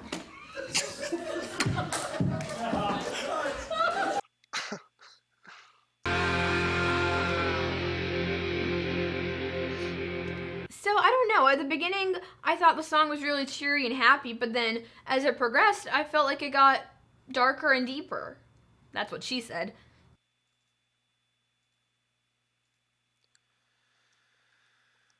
Oh, God. Dipper. I'd like to hear your thoughts on what a denial means in the song. What is being denied?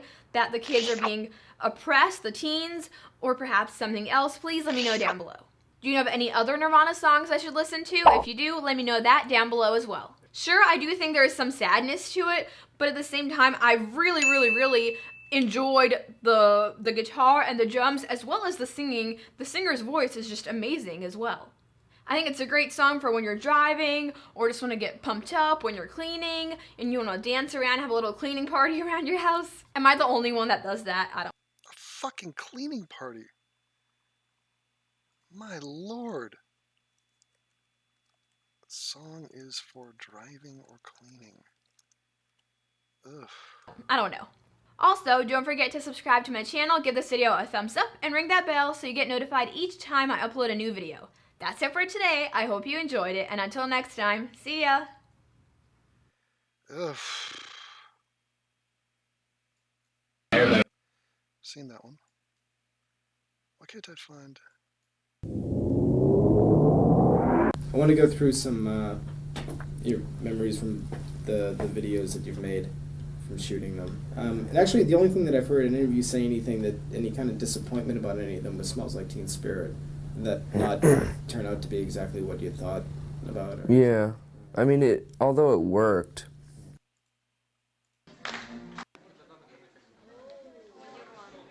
These are a bunch of Russians. This is probably the worst cover I've ever heard. Acoustic. Blue jeans. Faded. Bring in the cheerleaders. The Anarchy cheerleaders are now pre-teens, which completely fucks their role in my mind. Here's the janitor. Terrible.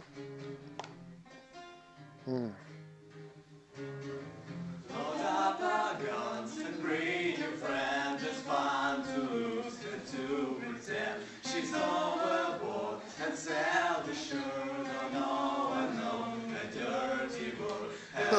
So bad. Stop.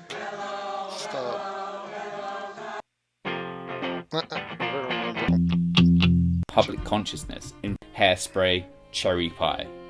The songs were big, the bands and their lifestyles were even bigger. Rock gods like Bon Jovi, Guns N' Roses, Motley Crue, Van Halen and post-smack Aerosmith stalked the landscape unopposed. Thematically, there was an overwhelming focus on self-image and sex, but ultimately the music was shallow, often with sexist and homophobic undercurrents. For the scruffier, more underground demographic, it sucked. Its image and skill-based aesthetic signaled that this music was not for them. In the other corner were Aberdeen, Washington's Nirvana. They formed in 1987, the same year as hair metal's Zenith, Appetite for Destruction. 2 years later, they released their debut album, Bleach, a scrappy, distorted, and misshapen little thing that was equally obsessed with Black Sabbath as the Beatles. The NME called it the biggest, baddest sound that Sub Pop have so far managed to unearth. So primitive that they managed to make label mates Mudhoney sound like Genesis. Out in the was released in 19. KNDD 1077, the end Seattle's original alternative. Right now, a song that sounds as good today as it did when it was released in 1991.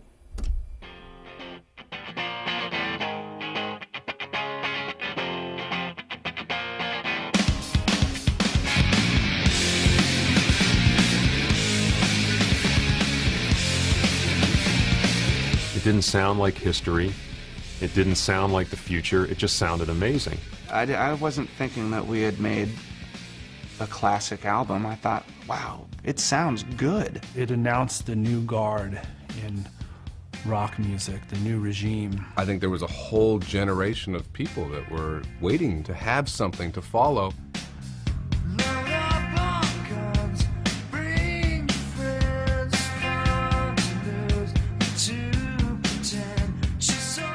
Coming up here is the Beavers. It's one of the first vocals that we overdid.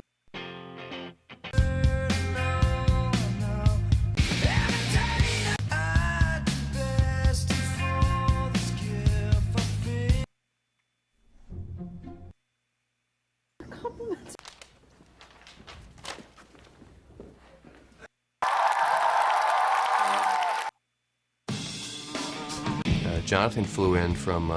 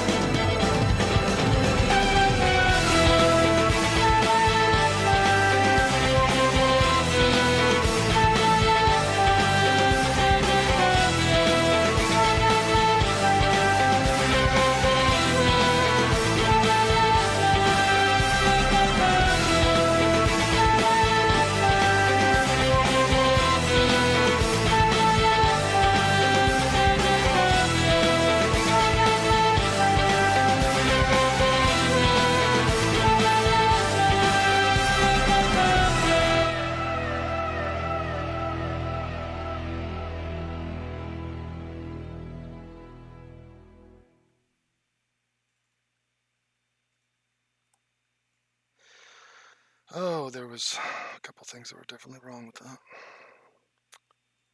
Highly troubling.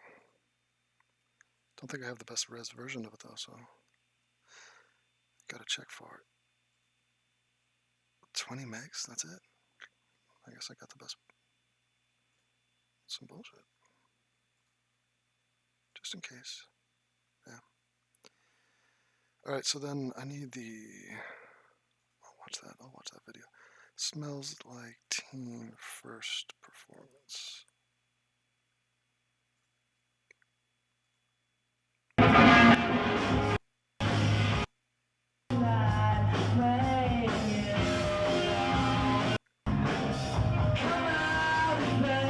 See that? Come out and play. Just anything.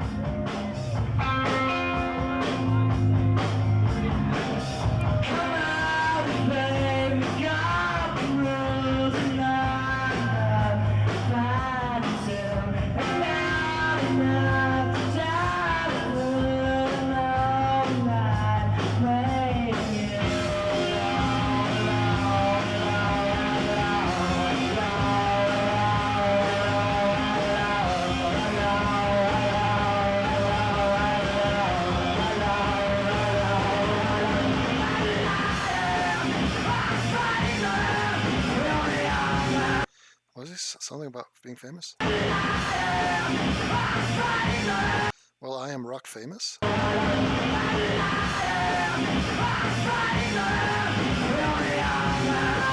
I love it.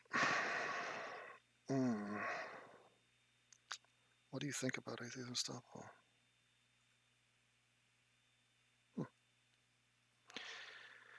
Okay.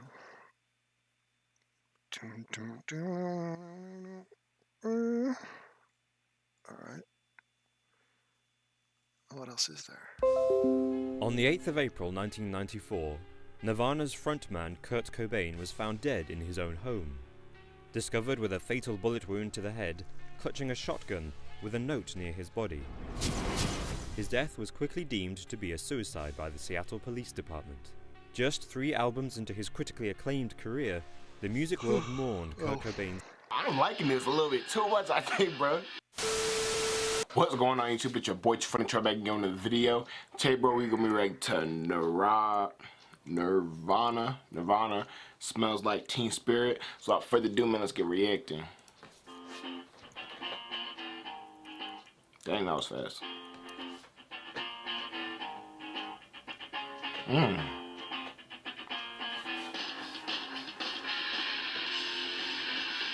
What? Wait one second. This is low-key a vibe, you know what I'm saying? I'm not into this type of music, but this low-key a vibe. We can rewind that real quick. I like when it come in. Low-key you can like rap on this beat like, what? Huh? Yeah. Oh yeah. What? Low-key this a vibe. Nirvana? Nirvana. I think that's how you say it.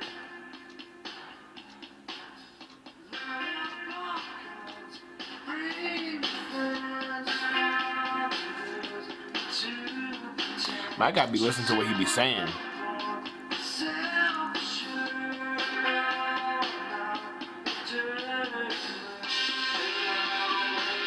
Low key. Low key, this could be some workout music, you know what I'm saying?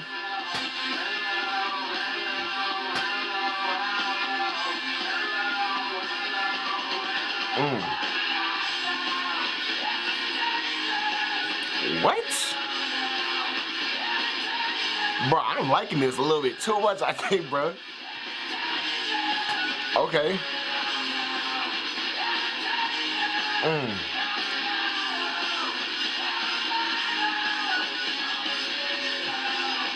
Bro, why am I shaking my head like this, bro? I don't, something's happening to me, bro. I feel like one of them in the crowd with them hairs, like, bro. I don't know, something's coming over me, bro. I don't know. I feel a little bit sick.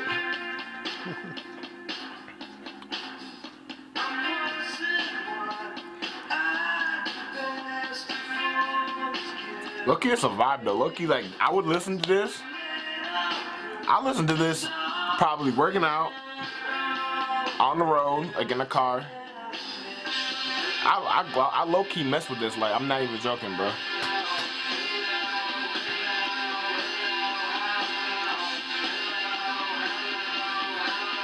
Oh, snap, Nirvana?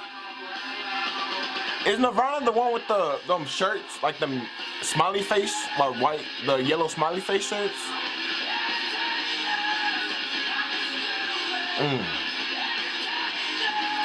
Bruh, I can see why they bobbing their head like that, because it's low-key a vibe, bro.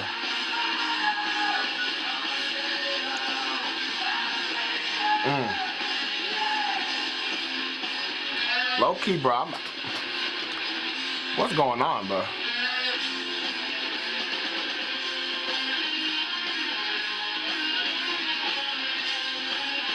Yeah, I like this a lot, bro. I'm gonna have to check out some more Nirvana. Low-key is lit, bro.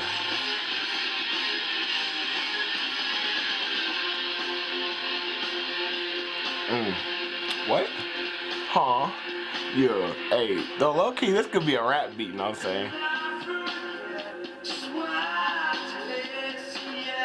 His voice low-key dope too. It's like, I don't know how to explain it, bro.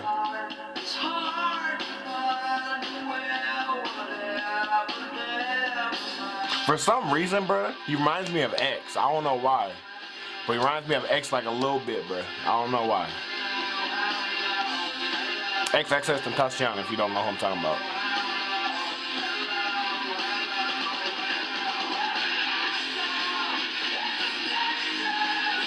Bruh, I low-key be hating on this type of music. I don't know why. I'm just like I don't know. A lot of things I'm open-minded about, but some, like music, bro, like most of the time I'm closed-minded. So low-key, I don't know, bro. I don't know what's going on. Like, I like this, like, a lot.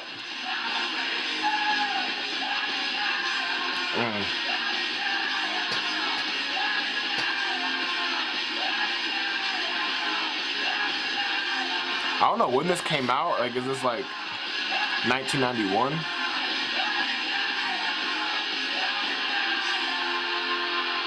Bro, this was a vibe, bro.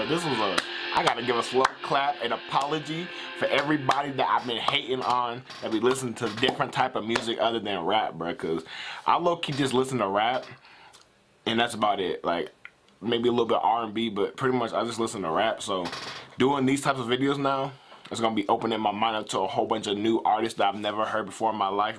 But yeah, man, that's it for the video. That was Nirvana, Smells Like Teen Spirit.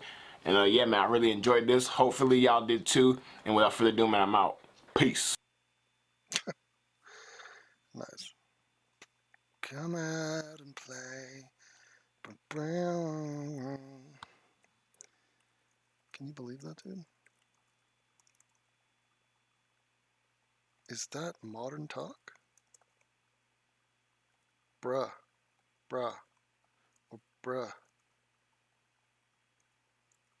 I low-key enjoyed Thor Ragnarok. But check it. I low-key like Avengers as well. Know what I'm saying? Yeah, poop emoji, Illuminati. Yeah, that background is incredible. Maybe you guys can help me with that. Hold on. I'm liking this. Alf might be able to help me on this. All right, so we got, what can we spot here with the blurriness? We got a Hulk fist. We got Hulk. That's Spider-Man. Shit emoji, Despicable Me. That's Avengers. That's Captain America. Was that Donald Duck? What do you see there? Can you make anything out here? What's that? Some words. Chaos War? What does that say? I don't know. I low-key have no idea what's going on with that. So that's pretty much it. The only question would be how to end it. You know, I was thinking maybe... Oh, Phil wrote me back. All right. Phil. I said to Phil here. Hold on, let me see here. I said, I'm working on a tribute to Smells Like Teen Spirit, doing a full-on look at why that song worked, its impact, and its continued presence on the landscape. Do you have any thoughts about remembering the first time you heard it and how it impacted you, or thoughts on meeting Kurt himself and your impression of him? And so he wrote back,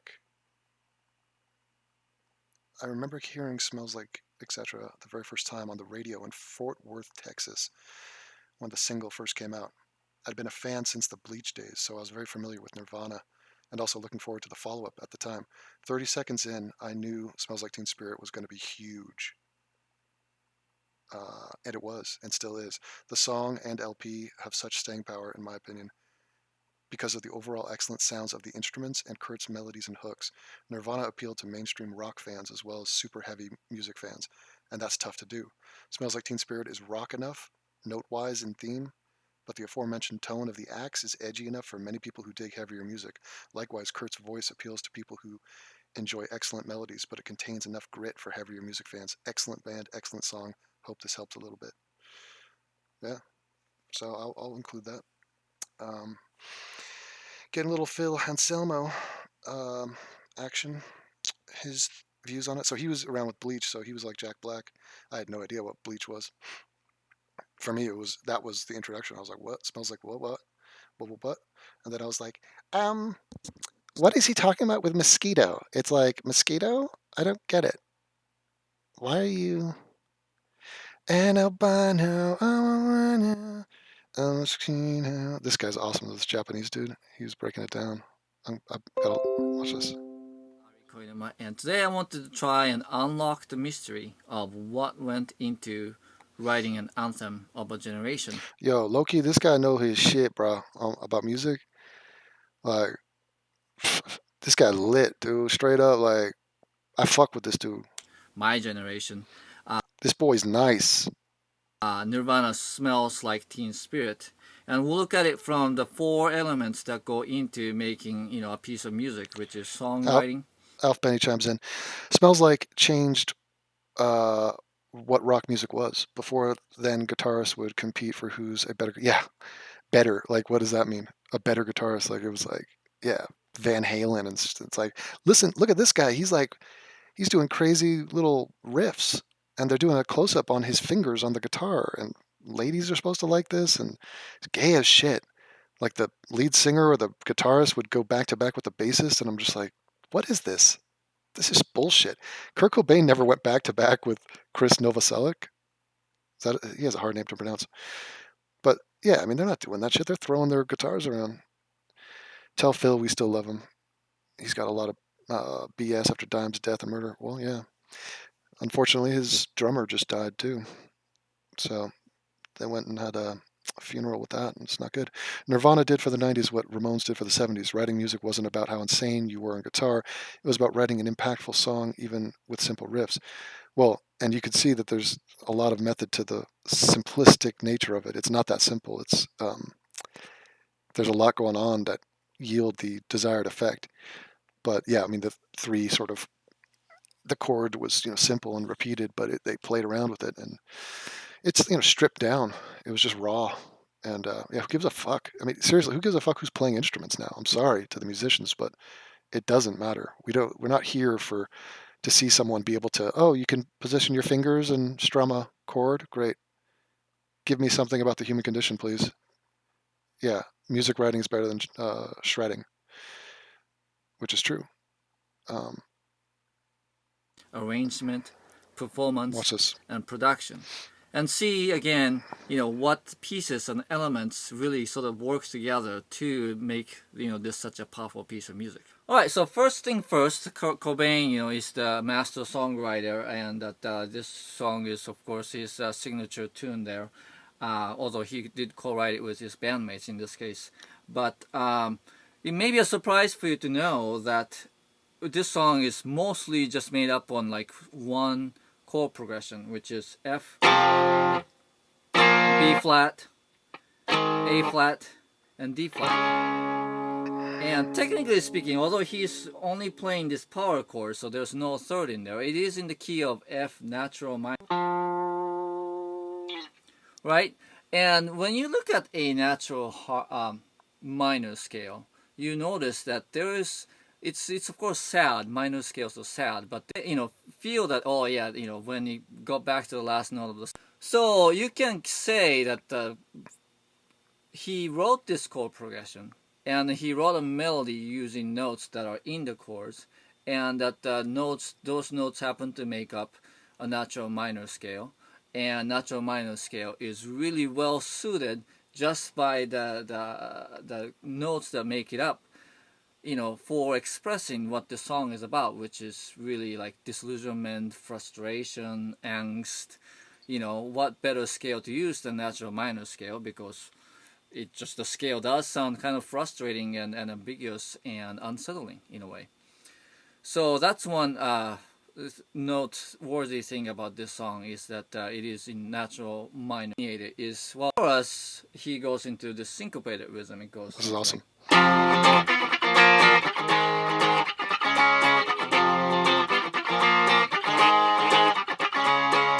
Now, so the second and the fourth chord has a little bit of, syncopation, which means that it doesn't actually land on the downbeat. If I play that riff with everything falling on the strong downbeat, it sounds like this.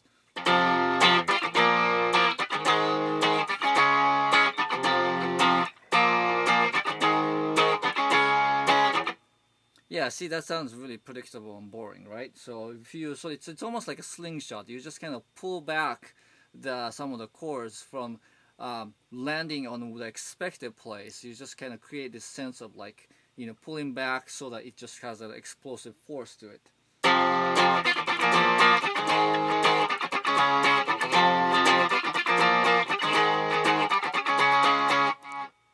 So it's an example of how even if you have the same material, if you can just change it up or create variation and still create sort of a sense of change and sense of drama within the song, and that it's great to have the steady beat be the verse. It ends on the note which is G bass.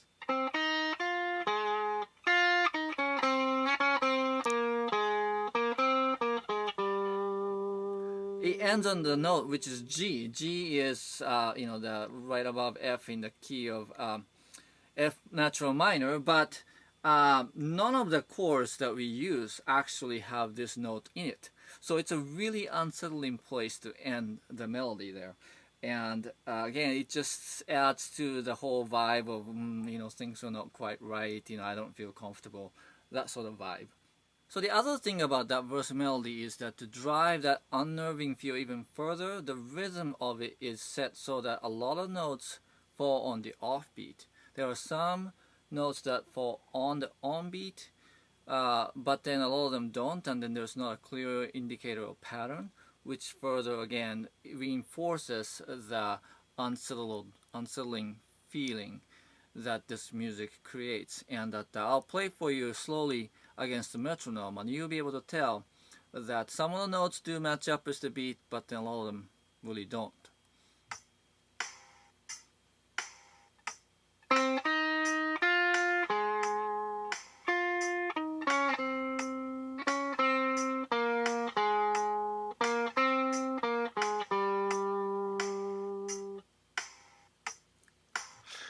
So after the verse melody, again we end on the G, and then actually Kurt goes on to emphasize that how unsettled that G is against the chords, all the chords that don't have that note, by just keep going back there between A flat and G.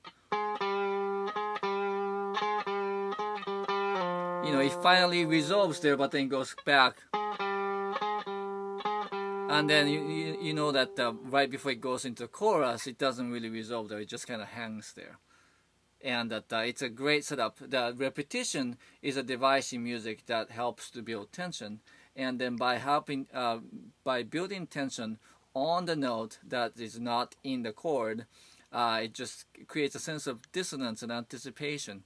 And that it's not a happy one. It's just build up to something, again, angry or explosive in this case. So the next up, the chorus melody is just a series of downward phrases, very short ones that are just kind of all over the place. So it goes from and it goes up way up here.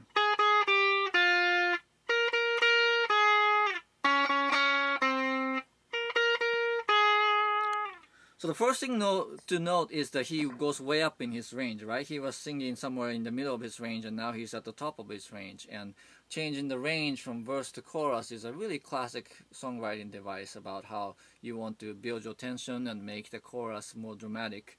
So that part is not a surprise, but what's really interesting again about this is that it's just a few short downward phrases, ones that sort of, it's like you keep going up, hoping for something good to happen, and then you just kind of feel let down. And then that it's jagged in a way that it just goes all over the place. It'd be fascinating to watch Kurt Cobain watch this analysis of a song and how much of it was done intentionally versus just naturally. This is how he expressed himself, and in retrospect, you can analyze why it worked, how it worked, but he just came up with it sort of intuitively. And it goes down lower, and then goes way back high again. And so that jaggedness is a really good expression of the heart of this song, which is the rebellious, disillusioned teenage, I love it. angst, I guess you could call it. All right. Let's watch Jared Taylor. Okay, low T, going back to UFC against Betas. Go back to going back to UFC against Betas. Don't know what that means. All right, let's do I Understand and Wish to Proceed. 9-minute video. Jared Taylor. Hello, I'm Jared Taylor with American Renaissance. Mm-hmm. What do you do when certain groups of people won't follow the rules? Do you just change the rules? Mm. Here's an example. This year, Philip Murphy took office as governor of New Jersey. That is a creepy face. That's a creepy smile. I am scared by that tooth in particular. Moving on. One of his campaign promises was to legalize marijuana. His reason? Blacks were being arrested for possession at 3 times the white rate. We're doing it for social justice, said Mr. Murphy. Now, legalizing marijuana may or may not be a good idea, but changing the law only because blacks are more likely to break it is crazy. Yes. There is an area, however, where it's standard procedure to change the law because blacks, and sometimes Hispanics, keep breaking it. So we are in the middle of what I refer to as the Jared Taylor Challenge, Taste Test Challenge, and it's to watch a video of his and try to figure out if he's right or wrong. Not based on his name, not based on his reputation, based on what he's saying. So that's what I'm doing right now. He's just talking about blacks and Hispanics and their use of marijuana. I mean, obviously white people do this. This is applicable to white people in less percentages, but yeah, I mean, drug use, especially marijuana, is across the board. That's beating the fare in a transit system. The latest system to do this is the Washington, D.C. Metro. Last month, the D.C. City Council voted 11-2 to decriminalize fare evasion because a study found that 91% of the people who got caught beating the fare were black. I like a 91% who got caught, as if that's not representative of 91% of people who did it. It's weird little subtle moves like that. Like, no, black people are the ones jumping this thing. And by the way, there's some interesting things to note here. One, like when I was down in Rio, taking the subway, I think you had to pay before you got in. But out in Germany, it's a trust system. It's an honor code. You don't have to pay. You can get on whatever train you want. The S-Bahn, the U-Bahn, get on. Every once in a while, they'll have guys come by and regulate. And if you get caught, you're paying 300 euros or something, or running away from them, which a lot of people do. But it's an honor system. An honor system ain't working in New York or Jersey. It's not going to work. Now, you take that for what it is, but that is very much true. As Councilmember Robert C. White explained. Oh, that was a classic. White. Robert C. what? As Councilmember Robert C. White. It looks like the dude's wearing a human flesh mask. You see that line right there? What is that scar about? This guy is the Buffalo Bill of politicians. I don't know. Explained, and I quote, "An overwhelming number of black people were being arrested unnecessarily." Unnecessarily? That must be one of those black things that white people just don't understand. Look at him getting snarky with it, Jared. Exactly. I mean, it's like, this is so obvious. Like, why is it acceptable to break the rules and just hop over the turnstile?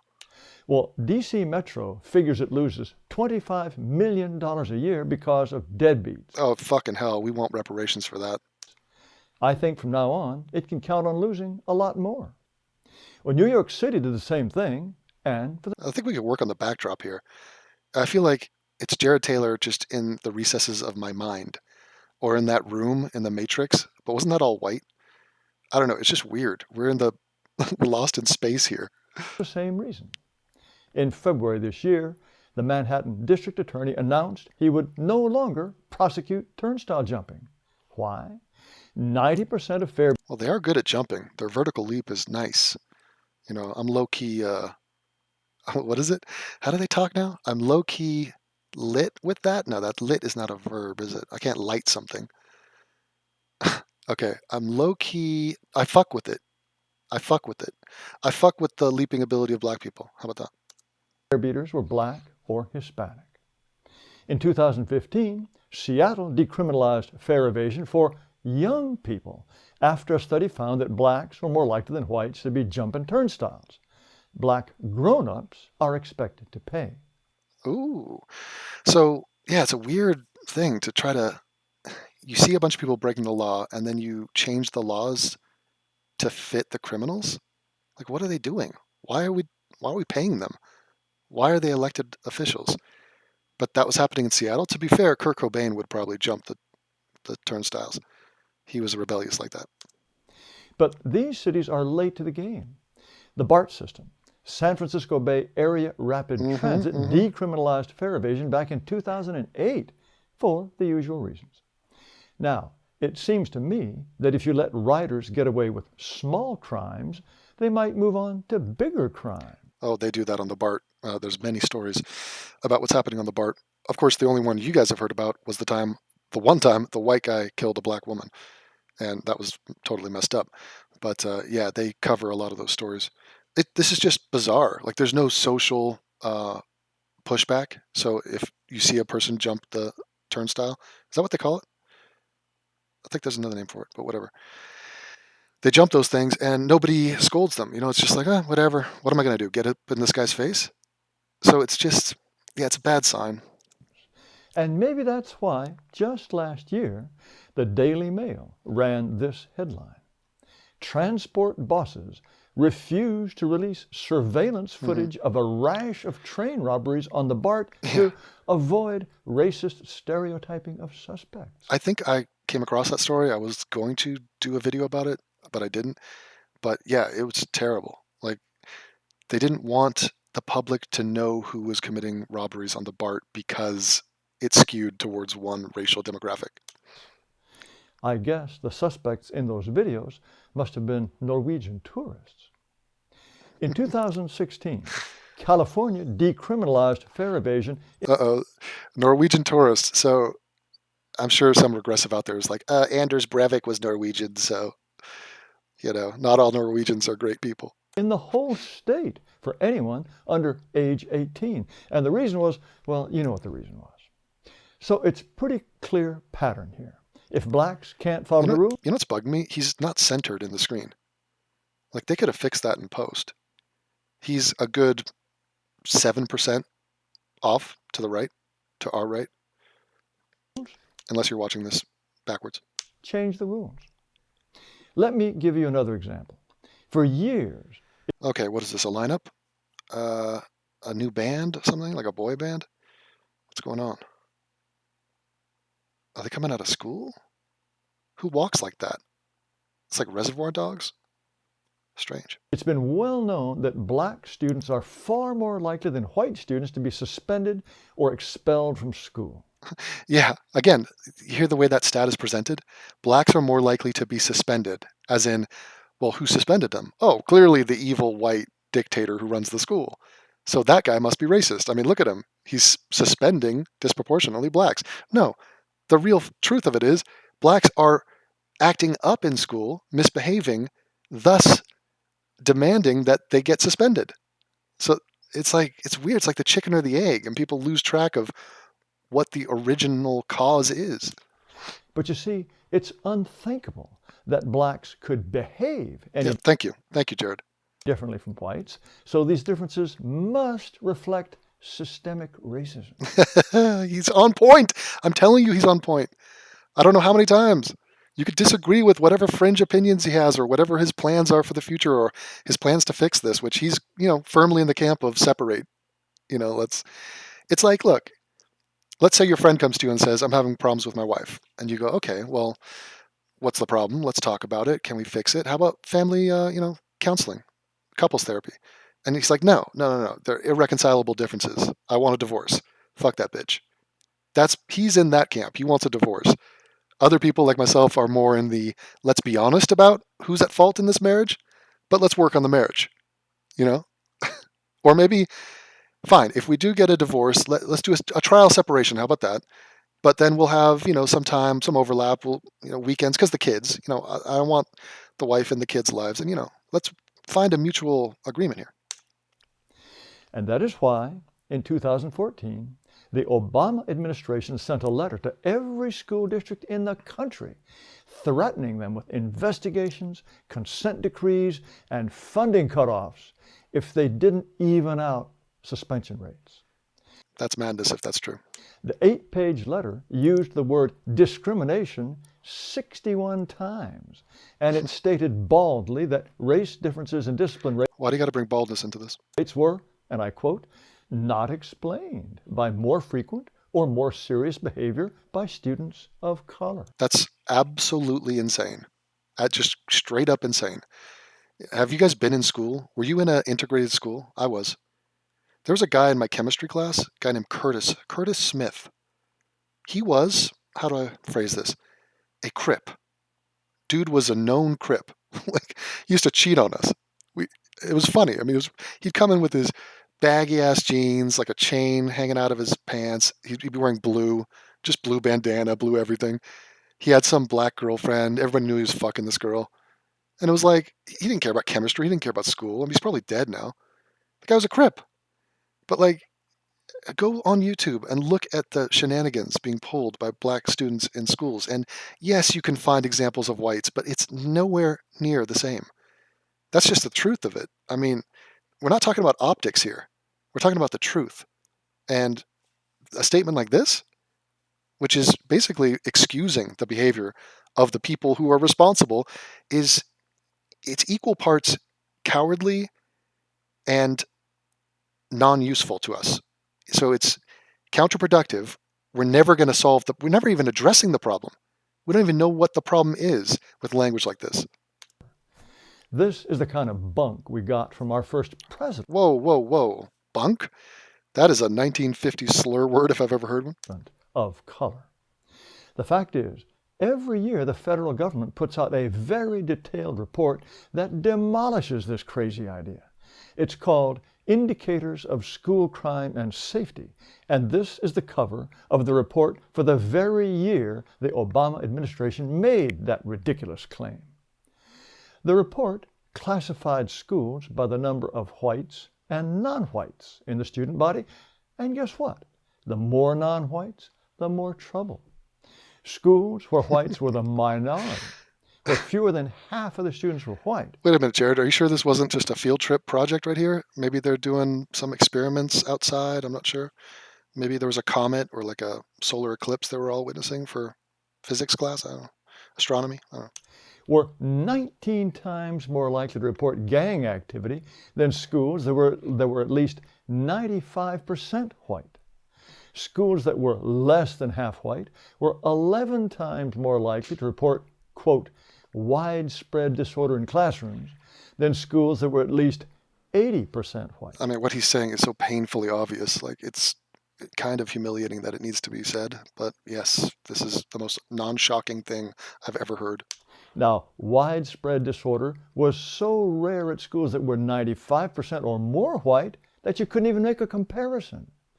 Schools that were less than half white were 5 times more likely to have a problem with students swearing at teachers than schools that were at least 80% white. It's true, man. I don't know what to tell you. It reminds me of walking around in Germany. I'll get off a tram. It'll be late at night, midnight. There'll be some blonde chick walking in front of me. I'm like 10 paces behind her. And I'm some sketchy guy in like, some coat, some big guy just walking behind her. She doesn't know me. She's not scared. She's literally not scared of me. She's not looking over her shoulder. She doesn't think I'm going to do anything. I'm like, bitch, I'll rape a bitch. No, I just want to be respected as a potential rapist. That's all. No, the greater point that I'm making is the safety is so infused in their minds over there. There is no danger. And even stranger danger. I'm a stranger. It was still no danger. And once again, this was so seldom a problem at schools that were 95% white or more that they couldn't make a comparison. So this is exactly what I'm talking about. So up until this point, everything he said, he has citations for. It's all true. This is all true. Now, he might, at the end of this, say what he suggests we do. Like, for example, where do you think he sent his kids to school? A 95% white school or a 50-50? He sent them to the white school because he knows the facts on the ground and he wants the best for his children. I mean, sorry, that's just the way it is. I mean, but he has other political ambitions and he has acknowledged that. And you can disagree with him on those things if you want, but do not mix the two up. I mean, the way things are in the schools right now, the way he just represented it, that's all true. Now, what you do with that information, what is this? My phone tells me when I have a new podcast. Oh, no, that's my sister. Okay. Oh, and by the way, black teenagers between the ages of 14 and 17 are all pregnant. Commit murder at about 10 times the white rate. Yeah, but Jared, socioeconomics, geopolitics, systemic systems, structural institutions. Did that work? Slavery. How about dude, slavery. You didn't even mention slavery right there. Come on, man. But the Obama administration said that racist teachers better stop suspending black students. Well, they did. All over the country, they cut way back on discipline for blacks. And the result was chaos. Yeah, less discipline is probably the answer. Good job. In New York City, the Manhattan Institute's Max Eden found that student violence and teacher abuse shot up. As Mr. Eden explained, rules had changed and the students knew it. Oklahoma City and Syracuse, New York had so much violence and disruption that they decided they would go back to suspending blacks when they deserved it and risk federal wrath rather than wreck their schools. And one of the most dramatic cases was in St. Paul, Minnesota, when Valeria Silva started as superintendent. Black students were being suspended at 5 times the white rate and 15 times the Asian rate. Miss Silva said this was all due to white privilege. Can you imagine an Asian acting up to get suspended from school? What would that look like? She gave everybody, from janitors to principals, cultural competency training and ordered the black suspension rate to be cut to 1/7. The result? A huge increase in chaos, fights, attacks on teachers. If anyone complained, Miss Silva said it was racism. Thousands of students left the system, but Miss Silva hung on until the city finally bought out her contract for $800,000. It's so crazy. Imagine if the government stepped in and did that for our prisons. And they said, well, our prisons are filled with mostly Mexicans and blacks, and we need to change that. So let's start to arrest more whites and Asians just so we can get it reflective of the demographics of the population of the country. That's what they're doing for the school right there. So optics mean more than actually solving problems. So literally, their policy is perception is more important than reality. Now, there was a different way to get around the Obama administration's order to the schools. Just lie to the feds so as to keep the money coming. As Judy Kidd, president of the Classroom Teachers Association of North Carolina, explained schools were, and I quote, busy falsifying the reports and numbers to generate better-looking data to continue to receive the funding. Well, this is the crazy sort of thing that happens when people believe, or at least pretend to believe, nonsense. So blacks break marijuana laws? Make weed legal. Blacks ride the trains without paying? Stop arresting fare beaters. Blacks get suspended? Stop suspending them. Mm-hmm. Well, why not stop enforcing any rules? Yeah, and I mean, they want to abolish the war on drugs for that reason. So, I mean, it doesn't stop. This policy, this mentality it doesn't help anybody. And it's also, it just placates them, and it's condescending to them. It's like saying what you're doing is not wrong, and you're turning a blind eye to it. And I mean, the whole thing is just drenched in weakness. That blacks are more likely than whites to break. Why not stop arresting people for murder or forgery? This kind of foolishness springs from two profoundly stupid assumptions. Uh-oh. Anyone want to make a guess? That we must never dare question. That there's no difference between the two groups. That the races are equal in every way. Yeah. Well, right. I mean, the numbers don't show that. And it's just amazing. These people can look at study after study, result after result, and they just see a gap in the numbers, and they think the reason for the gap must be, I don't know, the person that was tallying up the numbers. It must be some other magical airborne virus of called racism that somehow made these numbers to be non-equal. Because remember, we believe in equality. It's like, we need another word. We're not talking about equality. Everybody has the same rights. We're not talking about that. We're talking about outcomes, behaviors. And that if blacks or Hispanics fall short, it's because we, white people, were bad to them. Yep. We broke it. We bought it. It's our responsibility. They used to be literally ours, our possessions. This is how they think. And so now if they're underperforming, then really it's us. We are their parents, kind of. We're their former masters. So, damn it, let's give them a pass, and let's pretend like what they're doing is not what they're doing, and let's find some other thing to blame. That's exactly what's going on. He's nailed it. What do you disagree with Jared Taylor in this video? Anybody? Care to comment? Leave a comment. I'll read it.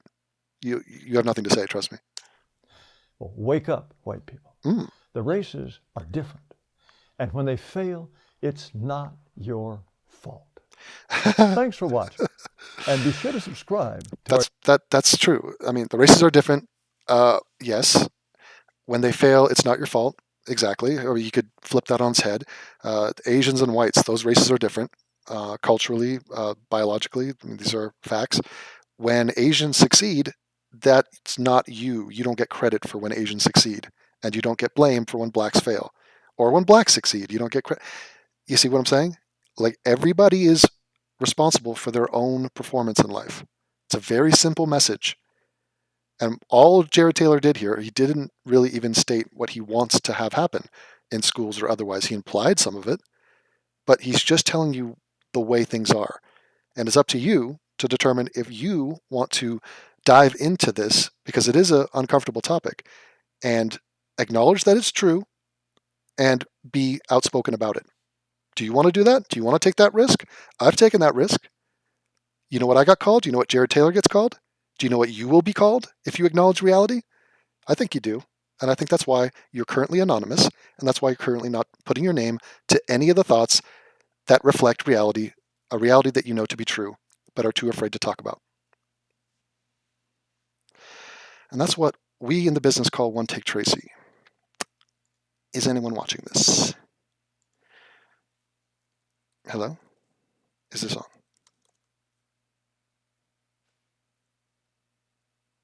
Did you see that? Did you just see a live one-take performance from me that critics will later refer to as utterly brilliant, off-the-cuff whimsy and precise analysis from an obvious genius. Are you aware that this is what you just saw?